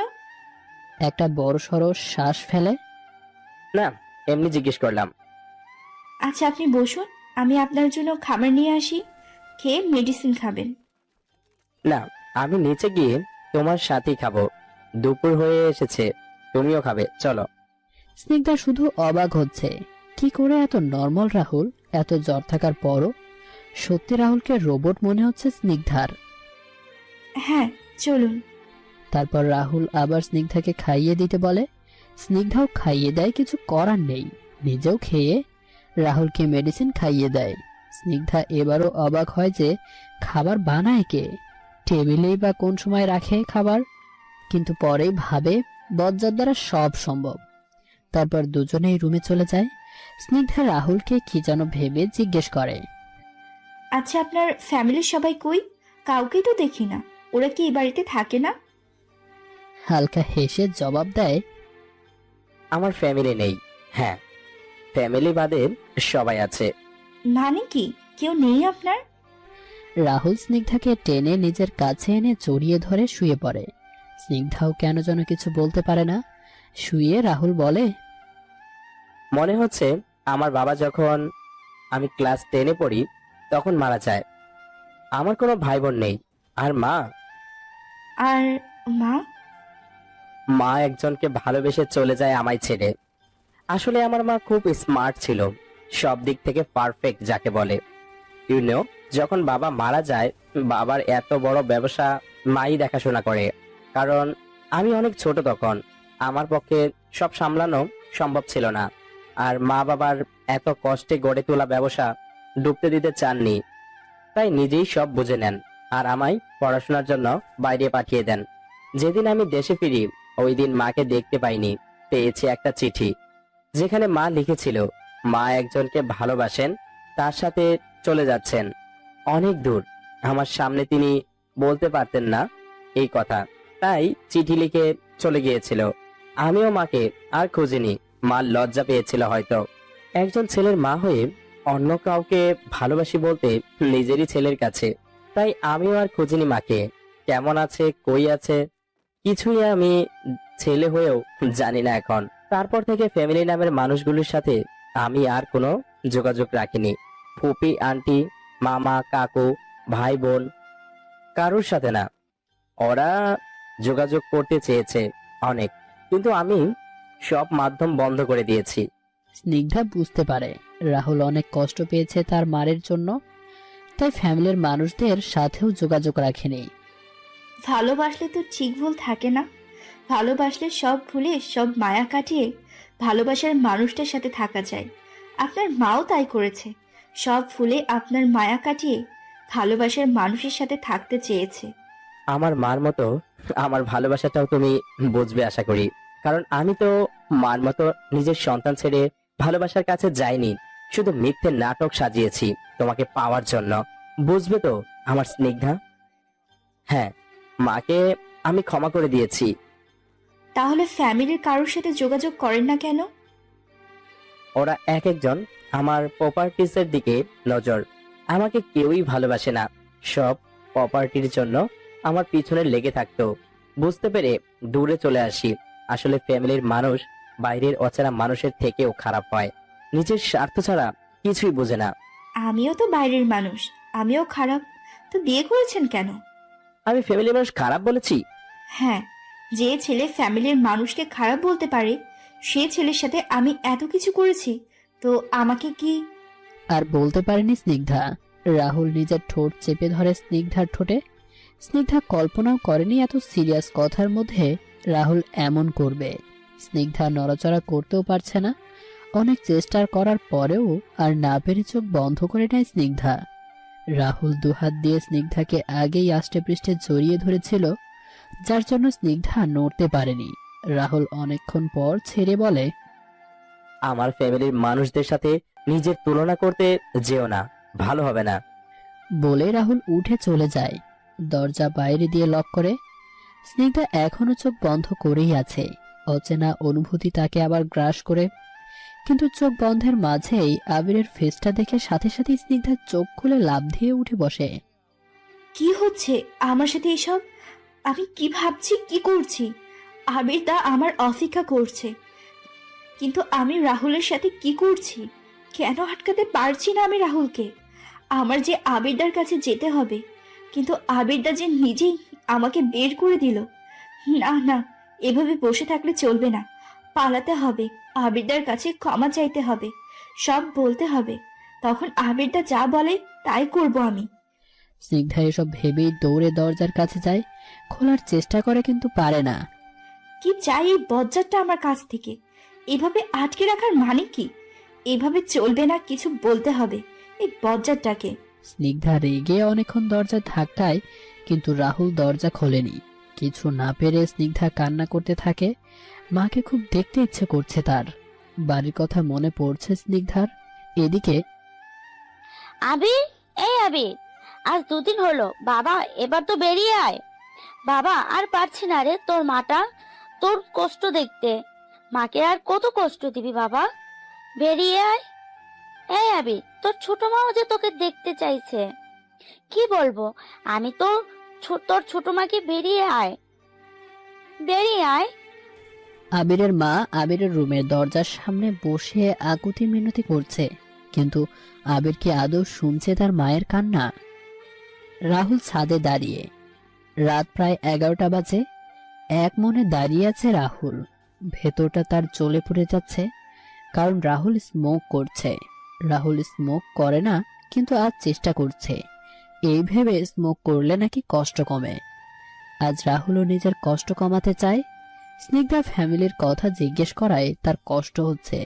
সবাই চায় মা বাবার আদর পেতে, কিন্তু সে তো পায়নি। তাই রাহুল তার মা বাবার কথা মনে করতে চায় না, না ফ্যামিলির কথা। আগেও যদি মনে পড়ে যেত, স্লিপিং পিল খেয়ে 2-3 দিন পরে পরে ঘুমাতো। ঘুম থেমে উঠে তার সব ভালো লাগতো, কিন্তু যখন ওইটা করতে পারছে না স্নিগ্ধার জন্য, যদি সত্যি পালিয়ে যায় স্নিগ্ধা, কিন্তু এখন সে মায়ের কথা ভুলতে চায়, কিন্তু মাথা থেকে যাচ্ছেই না। রাহুলের চোখ দিয়ে টপ টপ করে পানি পড়ছে। স্মোক প্রথমবার করায় গলাটাও জ্বলছে, কিন্তু তাও শান্ত হয়ে দাঁড়িয়ে আছে। এক দৃষ্টিতে ব্যস্ত শহরটা দেখছে রাহুল, আর চোখ বেয়ে পানি পড়ছে। ছেলেরা কম কষ্টে কান্না করে না, খুব বেশি সইতে না পারলেই কাঁদে। চোখ বেয়ে পানি পড়ছে আর বলছে, যে কষ্ট দেয় বা আগের কষ্ট তাজা করে, সে নাকি কষ্ট দূর করতে পারে। তুমি তাজা করেছ, তোমাকেই ভুলিয়ে দিতে হবে স্নিগ্ধা, কিভাবে আমি জানি না। বলে রাহুল রুমের দিকে পা বাড়ায়। রুমের দরজা খুলে দেখে স্নিগ্ধা কালকের মতন কান্না করছে নিচে বসে। স্নিগ্ধার দরজা খোলার শব্দ পেয়ে তাকিয়ে দেখে রাহুল দাঁড়িয়ে আছে। চোখ মুখ ফুলে লাল হয়ে আছে, চোখ দিয়ে অঝরে পানি পড়ছে। রাহুল স্নিগ্ধার দিকে করুণ চোখে তাকিয়ে আছে। স্নিগ্ধা ভেবেছিল রাহুলকে পেলে আচ্ছা মতো ঝাড়বে, কিন্তু রাহুলের এরকম অবস্থা দেখে স্নিগ্ধার নিজের অজান্তেই উঠে গিয়ে রাহুলকে জড়িয়ে ধরল। রাহুলও স্নিগ্ধাকে ধরে আষ্টে পৃষ্ঠে জড়িয়ে নেয়। কি হয়েছে রাহুল? আপনি কান্না করছেন কেন? মার কথা মনে পড়ছে? কান্না করতে করতে স্নিগ্ধা বলে। রাহুল স্নিগ্ধার কথা শুনে আরো টাইট করে স্নিগ্ধাকে ধরে কান্না করতে থাকে, কিন্তু এই কান্নায় কোনো শব্দ নেই। স্নিগ্ধা বুঝতে পারে রাহুল তার মার জন্যই কান্না করছে। স্নিগ্ধা আর কিছু না বলে রাহুলকে নিয়ে বেডে শুইয়ে দেয়। রাহুলও স্নিগ্ধাকে টেনে জড়িয়ে ধরে। দুজনই কান্না করতে থাকে। প্রায় রাত 3টার দিকে কান্না করতে করতে ঘুমিয়ে যায় দুজন। স্নিগ্ধা সকালে ঘুম থেকে উঠে দেখে রাহুল তাকে আষ্টে পৃষ্ঠে জড়িয়ে ধরে ঘুমাচ্ছে। এমন ভাবে ধরে রেখেছে যেমন ছেড়ে দিলেই স্নিগ্ধা পালিয়ে যাবে। স্নিগ্ধা তাকিয়ে আছে রাহুলের দিকে, একদম নিষ্পাপ লাগছে রাহুলকে। আমি কি ভাবতাম জানেন রাহুল, আমারই সবচেয়ে বেশি কষ্ট মনে লুকানো। কিন্তু না, আপনাকে কালকে দেখে বুঝলাম, উপর দিয়ে সবাই রাগী বদমেজাজি খটিপতি হাসি খুশি যারা দেখায় তাদেরও কষ্ট থাকে, আমাদের মতো আম মানুষের থেকে অনেক বেশিই থাকে। কিন্তু মুখ দেখলে বোঝা যায় না সে কষ্টে আছে, খুব কষ্টে আছে। জানি না কেন আপনি আমাকে বিয়ে করেছেন, কেন এভাবে আমাকে আপনার প্রতি দুর্বল করেছেন, কিন্তু এতটুকু বলতে পারি আপনি ভালোবাসার পাগল, আর একজন ভালো মানুষও। রাহুল ঘুম থেকে উঠে দেখে স্নিগ্ধা এক দৃষ্টিতে তাকিয়ে আছে তার দিকে। কি দেখছো? স্নিগ্ধা কিছু না বলে একটু উঠে রাহুলের কপালে চুমু এঁকে দেয়। রাহুল অবাক হয়ে যায় স্নিগ্ধার কাজে। তারপর একটা মুচকি হাসি দিয়ে স্নিগ্ধাকে আরো জোরে জড়িয়ে ধরে। স্নিগ্ধা হঠাৎই রাহুলকে জিজ্ঞেস করে, আপনি ভালোবাসেন আমাকে? রাহুল মাথা তুলে স্নিগ্ধার দিকে তাকিয়ে জবাব দেয়, ভালোবাসি, খুব ভালোবাসি। স্নিগ্ধা এমন কিছুই আশা করেছিল না মনে মনে, কিন্তু না চাইতেও স্নিগ্ধা খুব খুশি হয়ে গেল রাহুলের মুখে ভালোবাসি কথাটা শুনে। নিজের অজান্তেই স্নিগ্ধা মুখে হাসি ফুটে ওঠে। উঠুন। ভালোবাসি বলছি, উত্তর দাও। জানি না। তাহলে ছাড়ছি না। রাহুল স্নিগ্ধা দিনগুলো এভাবে চলতে থাকে। ওই রাতটার পর থেকে স্নিগ্ধা পালানোর চেষ্টাও করেনি, রাহুলকে আরো কিছু বলেও নি। কেন যেন ইচ্ছে করেনি স্নিগ্ধার কিছু বলতে। স্নিগ্ধা রাহুলকে ভালোবাসে কিনা জানে না, তবে রাহুলের আশেপাশে থাকতেই স্নিগ্ধার ভালো লাগে। দুজন দুজনকে অজানা থাকে, এখন অনেকটা জেনে নিয়েছে। স্নিগ্ধা রাহুলের সবকিছু খেয়াল রাখে। রাহুলও অনেক খুশি স্নিগ্ধা এতটা আপন করে নিবে, তাকে ভাবেনি সে। তার স্বপ্ন লাগে সব, কিন্তু রাহুলের ভয়ও করে সত্যিটা জানলে স্নিগ্ধা কি করবে। থাকবে তো রাহুলের পাশে, বুঝবে তো তার ভালোবাসা। এসবের মাঝেই দুজনের দিন হাসি খুশিতে কাটে। এভাবে একটা সপ্তাহ চলে যায়। স্নিগ্ধা আবির বা বাড়ির কারোর খবরই জানে না, তারা কেমন আছে কি করছে। রাহুল সব করলেও স্নিগ্ধাকে বাড়ির বাইরে যেতে দেয় না, না নিজে যায়। সকালে রাহুল ঘুমিয়ে আছে, স্নিগ্ধাকে আষ্টে পৃষ্ঠে জড়িয়ে, আর স্নিগ্ধা তাকে দেখতে ব্যস্ত। প্রতিদিন এটা স্নিগ্ধার একটা সকালের কাজ। ভালো লাগে সকালে ঘুমন্ত রাহুলকে দেখতে তার। কি অদ্ভুত রাহুল, আবিরদা সেই ছোট্টবেলা থেকে আমায় ভালোবাসে, কিন্তু আজ অবধি আমি তাকে সম্মান ছাড়া কিছুই করতে পারলাম না। কিন্তু আপনাকে এই কয়দিন চিনে জেনেই মনে হয় নিজের সবটুকু দিয়ে দিই। আমার সব ভালোবাসা যেন আপনার জন্য। তাই মনে হয় আমি আবিরদাকে ভালোবাসতে পারিনি কোনো সময়ই না। এইদিকে আবিরের মা আজ আর না পেরে আবিরের এক বন্ধুকে খবর দিয়ে এনে দরজা ভাঙিয়েছে। আবির, বাবা দরজা খুলিসনি কেন? বল আমায়। আসিফ, আবিরের বন্ধু, অবাক হয়ে তাকিয়ে আছে আবিরের দিকে। আবির তার মাকে দেখে ঝাঁপিয়ে পড়ে মায়ের বুকে, চিল্লিয়ে কান্না করতে থাকে আর বলে, মা, আমি বাঁচবো না মা, আমাকে এনে দাও স্নিগ্ধাকে। মা প্লিজ মা, এনে দাও। আমি যে পারবো না স্নিগ্ধাকে ছাড়া থাকতে, পারবো না, আমি মরে যাব। আসিফের চোখ ভিজে এলো বন্ধুর কান্না দেখে। আবির তার মাকে ধরে ইচ্ছে মতো কাঁদছে, আবিরের মাও কাঁদছে। একসময় আবির সেন্সলেস হয়ে যায়। আসিফ কোনো রকম তার আবিরের মাকে শান্ত করে, আবিরকে নিয়ে হসপিটালে যায়। এতদিন রুমে না খেয়ে পড়ে থাকায় আবিরের অবস্থা খারাপ। আন্টি আপনি প্লিজ কান্না বন্ধ করুন, ডক্টর দেখছে আবিরকে, কিছু হবে না ওর। 8 দিন ধরে বের হয় না রুম থেকে আমার ছেলেটা। আসিফ, স্নিগ্ধা কি করে পারলো এমনটা করতে? আন্টি সবসময় আমরা যা দেখি তা সত্য হয় না। আপনি বাসায় যান আন্টি, ছোট মা তো একা, উনি আবার অসুস্থ হয়ে পড়বে আপনাকে না দেখলে। আমি আবিরের সাথে আছি। আবিরের মাকে এক প্রকার জোর করেই বাসায় পাঠিয়ে দেয় আসিফ। স্নিগ্ধা রাহুল দাঁড়িয়ে আছে ছাদে। স্নিগ্ধা দাঁড়িয়ে আকাশ দেখছে আর রাহুল বসে স্নিগ্ধাকে দেখছে। হালকা বাতাসে স্নিগ্ধার চুলগুলি উড়ছে, সেদিকেই তাকিয়ে আছে রাহুল। এমন সময়ই কল আসে একটা। রাহুল সাইডে গিয়ে কলটা পিক করে। স্নিগ্ধার সেদিকে খেয়াল নেই, সে আকাশ দেখতে ব্যস্ত। কিন্তু রাহুলের কল পিক করার সাথে সাথেই মুখটা অন্ধকার হয়ে এলো। রাহুল ফোনটা কেটে দিল। আর লুকাবো না স্নিগ্ধা, সব বলবো আজ তোমাকে। বলে রাহুল পেছনে ফেরে, দেখে স্নিগ্ধা এখনো আকাশের দিকেই তাকিয়ে আছে। রাহুল ডাক দিল স্নিগ্ধাকে। কিছু বলবেন? কিছু না, অনেক কিছু বলবো। কি হয়েছে বলুন, এমন কেন দেখাচ্ছে আপনাকে? তুমি ভালোবাসো আবিরকে? হঠাৎ এই যা জিজ্ঞেস করেছি তার উত্তর দাও। ভালোবাসি, সম্মানও করি, কিন্তু সেটা ভাই হিসেবে। চেয়েও ভালো কোনোদিন বাসতে পারিনি, কেন জানি না। আমি তোমাকে কিছু বলতে চাই স্নিগ্ধা। জানি তুমি আমায় খারাপ ভাববে, আমি ঠিক করিনি বলবে, কিন্তু তুমি তো বলেছিলে না ভালোবাসায় ঠিক ভুল থাকে না, শুধু ভালোবাসার মানুষটার সাথে থাকতে ইচ্ছে করে শুধু।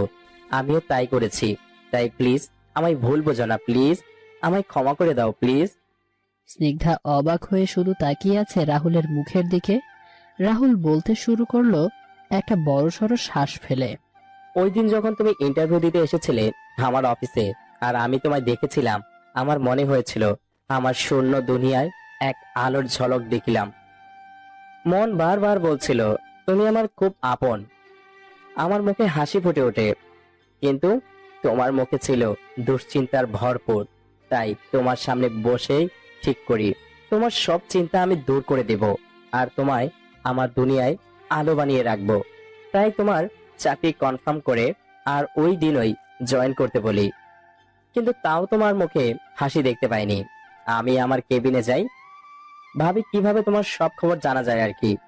হ্যালো জর্ডান, একটা কাজ করতে হবে তোমাকে। Yes sir. একটা মেয়ের সকল ইনফরমেশন চাই। ঠিকানা দিচ্ছি আমি। হয়ে যাবে স্যার। 1 ঘন্টার মধ্যে চাই।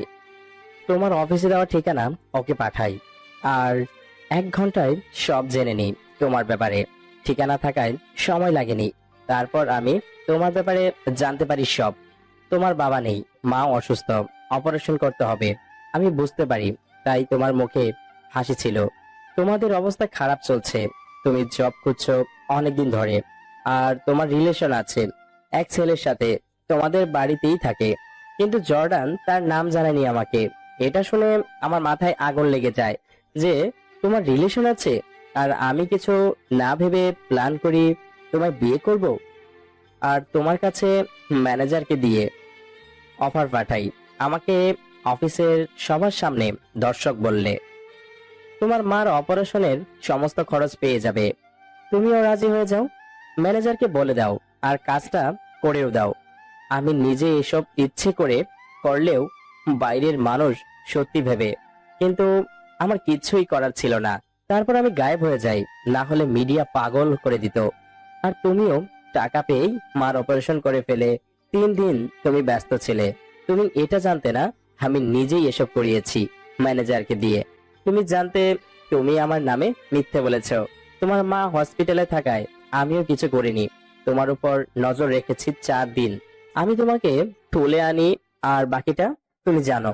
পরদিন সকালে জর্ডানের দেওয়া নাম্বারে আমি আবিরকে ফোন করে বলি তুমি আমার কাছে এসো। আমি ওই দিন আবিরকে বিয়ের কথা বলতেই ফোন দিয়ে আনাই, কিন্তু আবিরকে দেখে আমি অনেক শক খাই। কিন্তু তাও বলেও দিই বিয়ের কথাটা। কিন্তু আমি এটা জানতাম না তোমার এঙ্গেজমেন্ট হয়ে গেছে আবিরের সাথে। আর বিশ্বাস করো, জানলেও আমি ঠিক এটাই করতাম। আমার কিছু করার ছিল না। আমি ভেবেছিলাম তুমি এত কিছুর পরও মেনে নেবে আমাদের বিয়েটা, কিন্তু তুমি ওই দিন উল্টাপাল্টা কথা বলে চলে যাও। তাই আমি আবিরকে ফোন দেই। হ্যালো, কে? আমি রাহুল, স্নিগ্ধার হাজবেন্ড। ও জি, কিছু বলবেন? ভুলে গেলি তুই এত সহজে আমায়? মানে কে আপনি? তোর স্কুল লাইফের শত্রু রাহুল চৌধুরী। রাহুল, তুই তুই তুই তাই তো বলি, এত চেনা চেনা কেন লাগছে আমার তোকে? কিন্তু তুই তো জানতি আমি স্নিগ্ধাকে ছোট থেকে ভালোবাসি, তাহলে এমন কেন করলি? আমার খারাপ লাগে খুব আবিরের কান্না দেখে। তাও আমি ওকে বলি কাঁদছিস কেন? স্নিগ্ধা আমাকে খুব ভালোবাসে, আর আমিও ভালো রাখবো ওকে অনেক। কিন্তু স্নিগ্ধা ভাবছে তোকে ধোকা দিচ্ছে, তাই চলে গেছে তোর কাছে ক্ষমা চাইতে। তুই ওকে পাঠিয়ে দে আমার কাছে। ঠিক আছে, পাঠিয়ে দেবো, কিন্তু কেন করলি এমন? জানি না, আমি ভালোবাসি স্নিগ্ধাকে, এতটুকুই জানি। ঠিক আছে, স্নিগ্ধা যদি তোকে ভালোবাসে আমি পাঠিয়ে দেবো তোর কাছে। বলেই ফোন রেখে দেয় আবির। আবির ভাবছিল আমি তোমাকে ওর থেকে কেড়ে নিয়েছি, কিন্তু আমি তো জানতামই না তুমি আবিরের ছোট মার মেয়ে স্নিগ্ধা। রাতে আবির তোমাকে আবার ফোন দেয়, বলে তোমায় নিয়ে যেতে। বের করে দিয়েছে তোমাকে বাড়ি থেকে, আর আমি তোমায় এখানে নিয়ে আসি। আমি ভাবিনি এত সহজে তোকে ছেড়ে দিবে, কিন্তু আমি ভুল ছিলাম। ছেড়ে তো দিয়েছে, ভুলতে পারিনি। একটু আগে ফোন এসেছে, আবির হসপিটালে আছে। সব শুনে স্নিগ্ধা পাথর হয়ে গেল। চোখ দিয়ে গড়িয়ে পানি পড়ছে তার। রাহুল কথা শেষ করে মাথা নিচু করে দাঁড়িয়ে আছে। কলিজাটাও ব্যথা করছে যেমন রাহুলের। প্রায় 15 মিনিট চুপচাপ কান্না করার পর স্নিগ্ধা মুখ খুলল। আপনি আবিরদাকে চিনতেন? হ্যাঁ, স্কুলে একসাথে পড়তাম। তো আপনি জানতেন আবিরদা আমায় ভালোবাসে? জানতাম, কিন্তু শুধু তোমার নামটা জানতাম, দেখিনি কোনো সময়। আর দেখলেও চিনার কথা না, অনেক বছর আগের কথা। তাছাড়া আমি আবিরকেই প্রথম চিনতে পারিনি, কিন্তু চিনা চিনা লাগায় খুঁজে নিয়ে জানি কেন করলেন এত কিছু? তোমাকে ভালোবাসি খুব বেশি। আমি বাঁচতে চাই তোমাকে নিয়ে স্নিগ্ধা। আবিরদাও তো তাই চেয়েছিল, তাহলে সে কেন কষ্ট পাবে বলতে পারেন? আমি জানি না, কিছু জানি না। স্নিগ্ধা, তুমি আমায় ফেলে যেও না প্লিজ। আবিরদাকে আপনি সব থেকে বেশি কষ্ট দিয়েছেন এই বলে যে আমি আপনাকে ভালোবাসি। কেন বলেছেন? উনি এটাতেই মানতে পারেননি হয়তো। এত বছর ধরে ভালোবেসে গেছে সেই আমি কিনা তাকে ভালো না বেশে আপনাকে ভালোবাসি সেটা কেউ মানতে পারবে? আপনি পারবেন? আমি জানি আমি ভুল। রাহুল আর কিছু বলার আগেই হঠাৎ স্নিগ্ধা মাথা ঘুরে পড়ে যেতে নেয়। রাহুল দেখে তাড়াতাড়ি ধরে ফেলে, তারপর স্নিগ্ধার মাথাটা নিজের কোলে নিয়ে বলতে থাকে। স্নিগ্ধা, এই এই ওঠো, কি হয়েছে? কি হয়েছে তোমার? দিশেহারা হয়ে যায় রাহুল। তুমি কি বললে? তুমি আমায় ভালোবাসো না স্নিগ্ধা? প্লিজ বলো না ভালোবাসি। আমি কি এতটা খারাপ স্নিগ্ধা? রাহুল কোলে করে রুমে নিয়ে যায় স্নিগ্ধাকে, চোখে মুখে পানির ছিটা দেয়, কিন্তু স্নিগ্ধার জ্ঞান ফেরে না। রাহুল কিছুটা ভয় পেয়ে যায়, তারপর আর কিছু না ভেবে স্নিগ্ধাকে হসপিটালে নিয়ে যায়। 1 ঘন্টা পর ডক্টর, কেমন আছে আমার ওয়াইফ? একদম ঠিক আছে। গুড নিউজ আছে। মানে? মানে আপনার ওয়াইফ প্রেগনেন্ট মিস্টার চৌধুরী। মিষ্টি মুখ করান সবাইকে। ডক্টরের কথা কানে যেতেই রাহুল স্তব্ধ হয়ে গেল। সেও বাবা হবে ভাবতেই রাহুল চোখে মুখে হাসি ফুটে উঠল। হোয়াট? মানে সত্যি ডক্টর? ইয়াস মিস্টার চৌধুরী, তবে আপনার ওয়াইফ কিছুটা স্ট্রেস, তাই সেন্স হারিয়েছে, একটু খেয়াল রাখবেন। Okay okay, thank you so much doctor. So okay, কিছুক্ষণের মধ্যে জ্ঞান ফিরে যাবে ওনার, তারপর বাসায় নিয়ে যেতে পারবেন। ডক্টর চলে গেলে রাহুল স্নিগ্ধার কাছে যায়। স্নিগ্ধার পাশে বসে স্নিগ্ধার হাতটা শক্ত করে ধরে। স্নিগ্ধা প্লিজ ছেড়ে যেও না, প্লিজ প্লিজ, অনেক ভালোবাসি তোমায়। আমার বেবির থেকে দূরে করো না আমাকে প্লিজ। রাহুলের চোখ দিয়ে দুফোঁটা পানি গড়িয়ে পড়ল স্নিগ্ধার। জ্ঞান ফেরাতেই আশেপাশে তাকিয়ে বুঝতে পারে এটা হসপিটাল। পাশেই রাহুলকে তার হাত ধরে বসে থাকতে দেখে। হাতটা সরিয়ে নেয় স্নিগ্ধা, তাতে রাহুলের মনটা ভেঙে যায়। আমি এখানে কেন? সেন্সলেস হয়ে গিয়েছিলে, তাই নিয়ে এসেছি, ডক্টর বলেছে। আমি আবিরদার কাছে যাব, নিয়ে যাবেন আমায় এক্ষুনি? স্নিগ্ধার কথাটা শুনেই রাহুলের ভেতর তোলপাড় শুরু হয়ে গেল। তুমি সত্যি আমায় ভালোবাসো না? আমায় ছেড়ে চলে যাবে? রাহুলের কথা শুনে স্নিগ্ধার চোখের জল এলো, তাও চোখ মুখ শক্ত করে বলল, আমি আবিরদার কাছে যাব। প্লিজ স্নিগ্ধা, আমার কথাটা শোনো, একটিবার ক্ষমা করা যায় না? আমি কি বলছি শোনেননি? প্লিজ স্নিগ্ধা, এমনটা করো না, আমি মরে যাব এবার। মার মতো তুমিও আমায় ছেড়ে যেও না প্লিজ। স্নিগ্ধা আর কিছু না বলে উঠে হাঁটা দিল। ভালোবাসার মানুষের মুখ থেকে এমন আকুতি মিনতি শুনতে আর পারছে না স্নিগ্ধা, তার ভেতরটাও জ্বলে যাচ্ছে। স্নিগ্ধা নিজের ভালোবাসা প্রকাশ না করলেও নিজের থেকে বেশি ভালোবেসে ফেলেছে রাহুলকে। কিন্তু রাহুল খুব বড় ভুল করেছে এত বড় মিথ্যে নাটক করে। আবির যদি কিছু করে ফেলতো, নিজের বড় মাকে কি জবাব দিত স্নিগ্ধা? তাই স্নিগ্ধা ঠিক করে রাহুলকে শাস্তি দিবে। তাই স্নিগ্ধা রাহুলের সাথে কথা বাড়াতে চাইছে না, কারণ এখন কথা বললে ক্ষমা করে দিতে মন চাইবে স্নিগ্ধার। রাহুলের কষ্ট যে এখন সইতে পারে না স্নিগ্ধা। স্নিগ্ধা হাঁটা দেখে রাহুল তাড়াতাড়ি হাত ধরে আটকালো স্নিগ্ধাকে। একা যেতে হবে না, আমি নিয়ে যাচ্ছি। চলুন। দুজনে গিয়ে গাড়িতে বসলো। ফোন করে জেনে নিল আবির কোন হসপিটালে, তারপর নিয়ে গেল স্নিগ্ধাকে হসপিটালে। স্নিগ্ধাকে নিয়ে ভেতরে গেল। স্নিগ্ধা এদিক ওদিক তাকিয়ে আসিফকে দেখে, দৌড়ে গেল। রাহুল স্নিগ্ধাকে যাওয়ার দিকে তাকিয়ে রইল। আবিরদা কেমন আছো? আসিফ পেছনে ফিরে দেখে স্নিগ্ধা, তাচ্ছিল্য হেসে বলে, মরেনি, বেঁচে আছে। এভাবে কেন বলছো? কিভাবে বলবো তাহলে? বড় মা সব বলেছে আমায়। স্নিগ্ধা, কিভাবে পারলে এমনটা করতে? স্নিগ্ধা নিঃশব্দে কাঁদছে। রাহুল এসে সোজা আবিরের ক্যাবিনে ঢুকে গেল। তাকিয়ে আছে আবিরের দিকে রাহুল। স্যালাইন চলছে। আবিরের চোখ বন্ধ ও মুখ দেখেই বোঝা যাচ্ছে আবির ভালো নেই। রাহুল গিয়ে পাশে বসে, স্নিগ্ধাও ভেতরে ঢুকে, সাথে আসিফও। কিরে, শুয়ে আছিস কেন? তোর ভালোবাসার মানুষ তোর কাছ থেকে কেড়ে নিয়েছি, মারতে আসবি না আমাকে? আবির জেগেই ছিল, চোখ বন্ধ করেছিল, শুধু রাহুলের কথা শুনে তাকিয়ে রইল রাহুলের দিকে। আসিফ রাহুলের কথা শুনে স্নিগ্ধাকে জিজ্ঞেস করলো, এই লোক কে? রাহুল, আসিফ চিনে ফেলে রাহুলকে। তারা একই সাথে পড়তো। আবিরকে চুপ থাকতে দেখে রাহুল আবার বলে, কিরে, চুপ করে আছিস কেন? কি বলবো? মারবি না আমায়? এখন ছোট নেই, আমরা যে মারামারি করব। ভালোবাসি স্নিগ্ধাকে আমি। জানি। আবির ওদের কথা শুনে অবাক হচ্ছে। স্নিগ্ধা ভাবছে এত কিছুর পরও আবির হেসে কথা বলছে রাহুলের সাথে কিভাবে, বন্ধু বলে। জানিস, আমি বাবা হতে চলেছি। কিছুক্ষণ চুপ থেকে আবির বলে, ভালো তো শান্ত, রাহুলের আর একটা শান্ত রাহুল আসবে। হ্যাঁ। আমার মেয়ের সাথে বিয়ে দিবি কেমন? স্নিগ্ধা স্তব্ধ হয়ে গেল।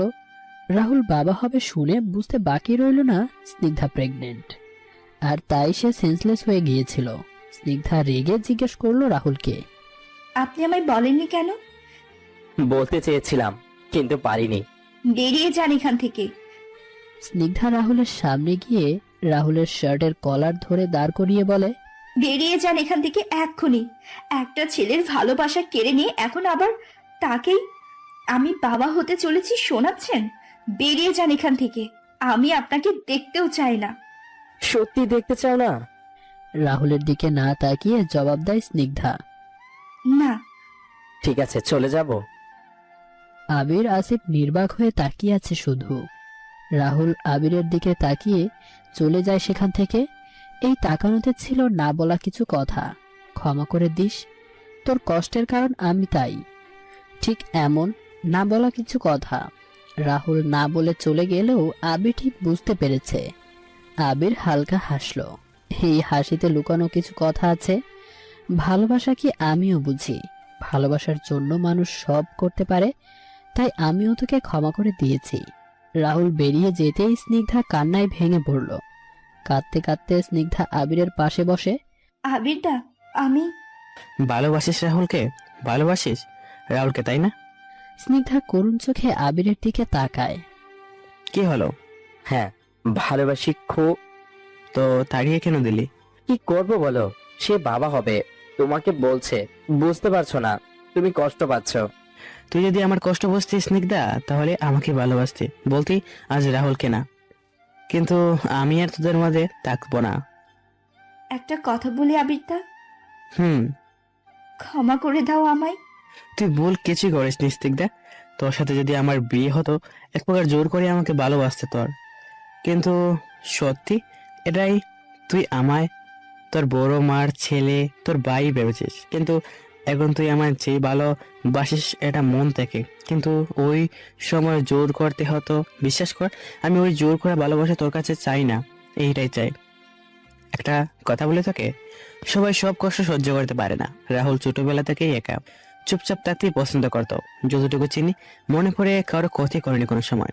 সে ছেলে তোর জন্য এত কিছু করছে, বোঝাই যায় তোকে খুব ভালোবাসে।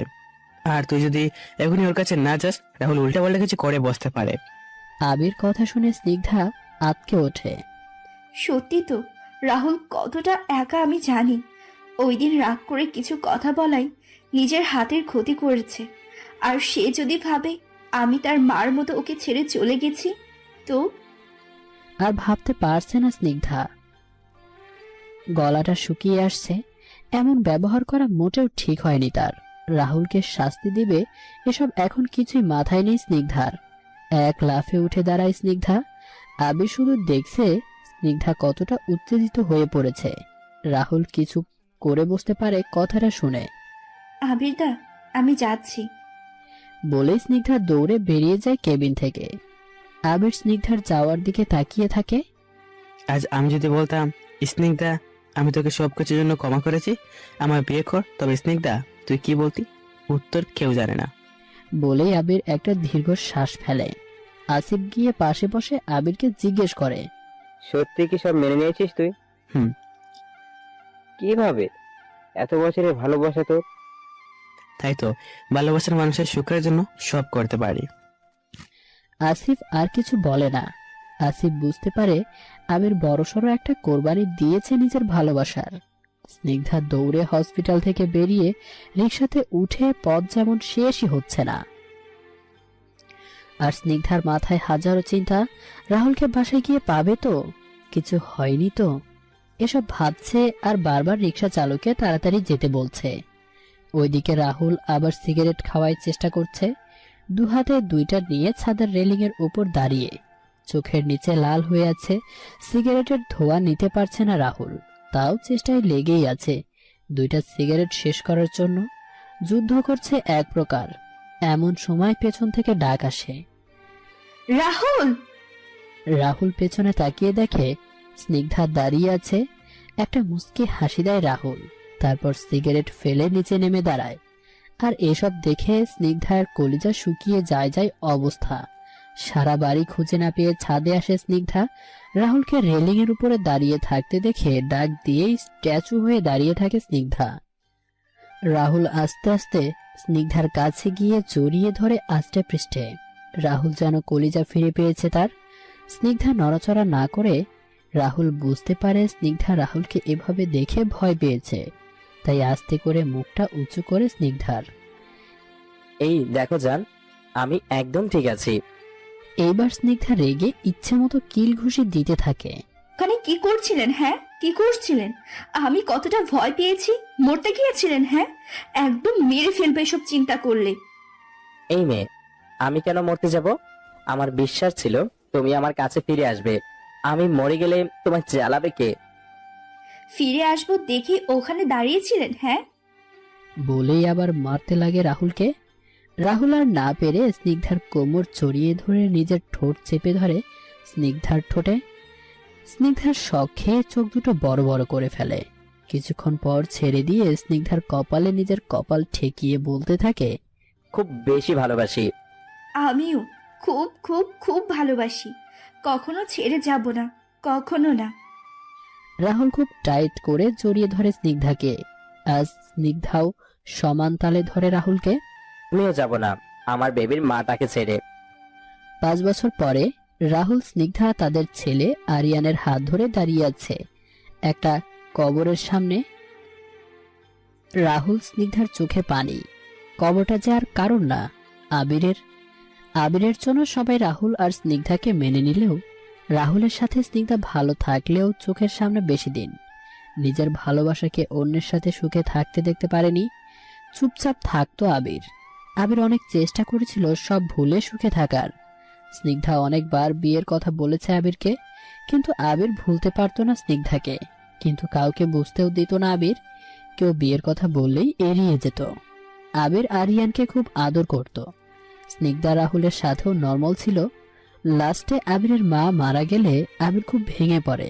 তাও নিজেকে অনেক গোছানোর চেষ্টা করে, কিন্তু সব মিলিয়ে পেরে উঠতে না পেরে রাহুল স্নিগ্ধার বিয়ের প্রায় 4 বছর পরে আবির সুসাইড করে।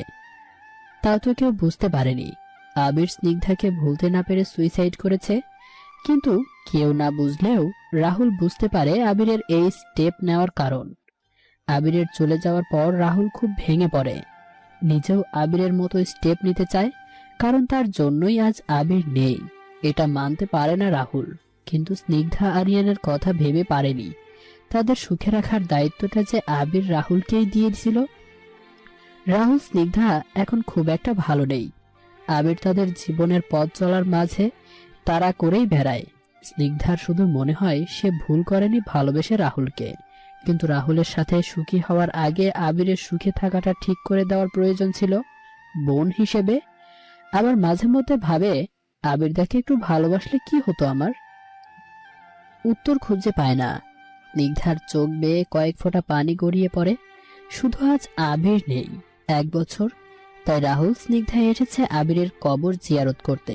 স্নিগ্ধা রাহুলের হাত ধরে আবিরের কবরের দিকে তাকিয়েই বলে, তুমি আমি সব ভুলে ভালো থাকতে পারি না একসাথে?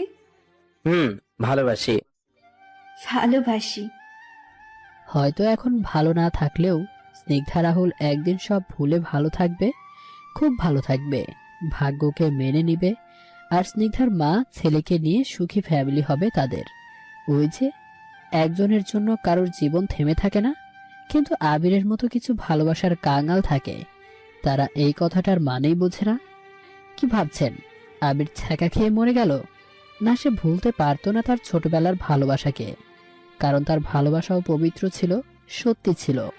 আর আবির না স্নিগ্ধাকে ভুলতে পারছিল না ভালো থাকতে। আর তাই আবিরের গভীর ঘুম এর প্রয়োজন ছিল, তাই সে চিরতরে ঘুমটাকে বেছে নিয়েছে শুধুমাত্র।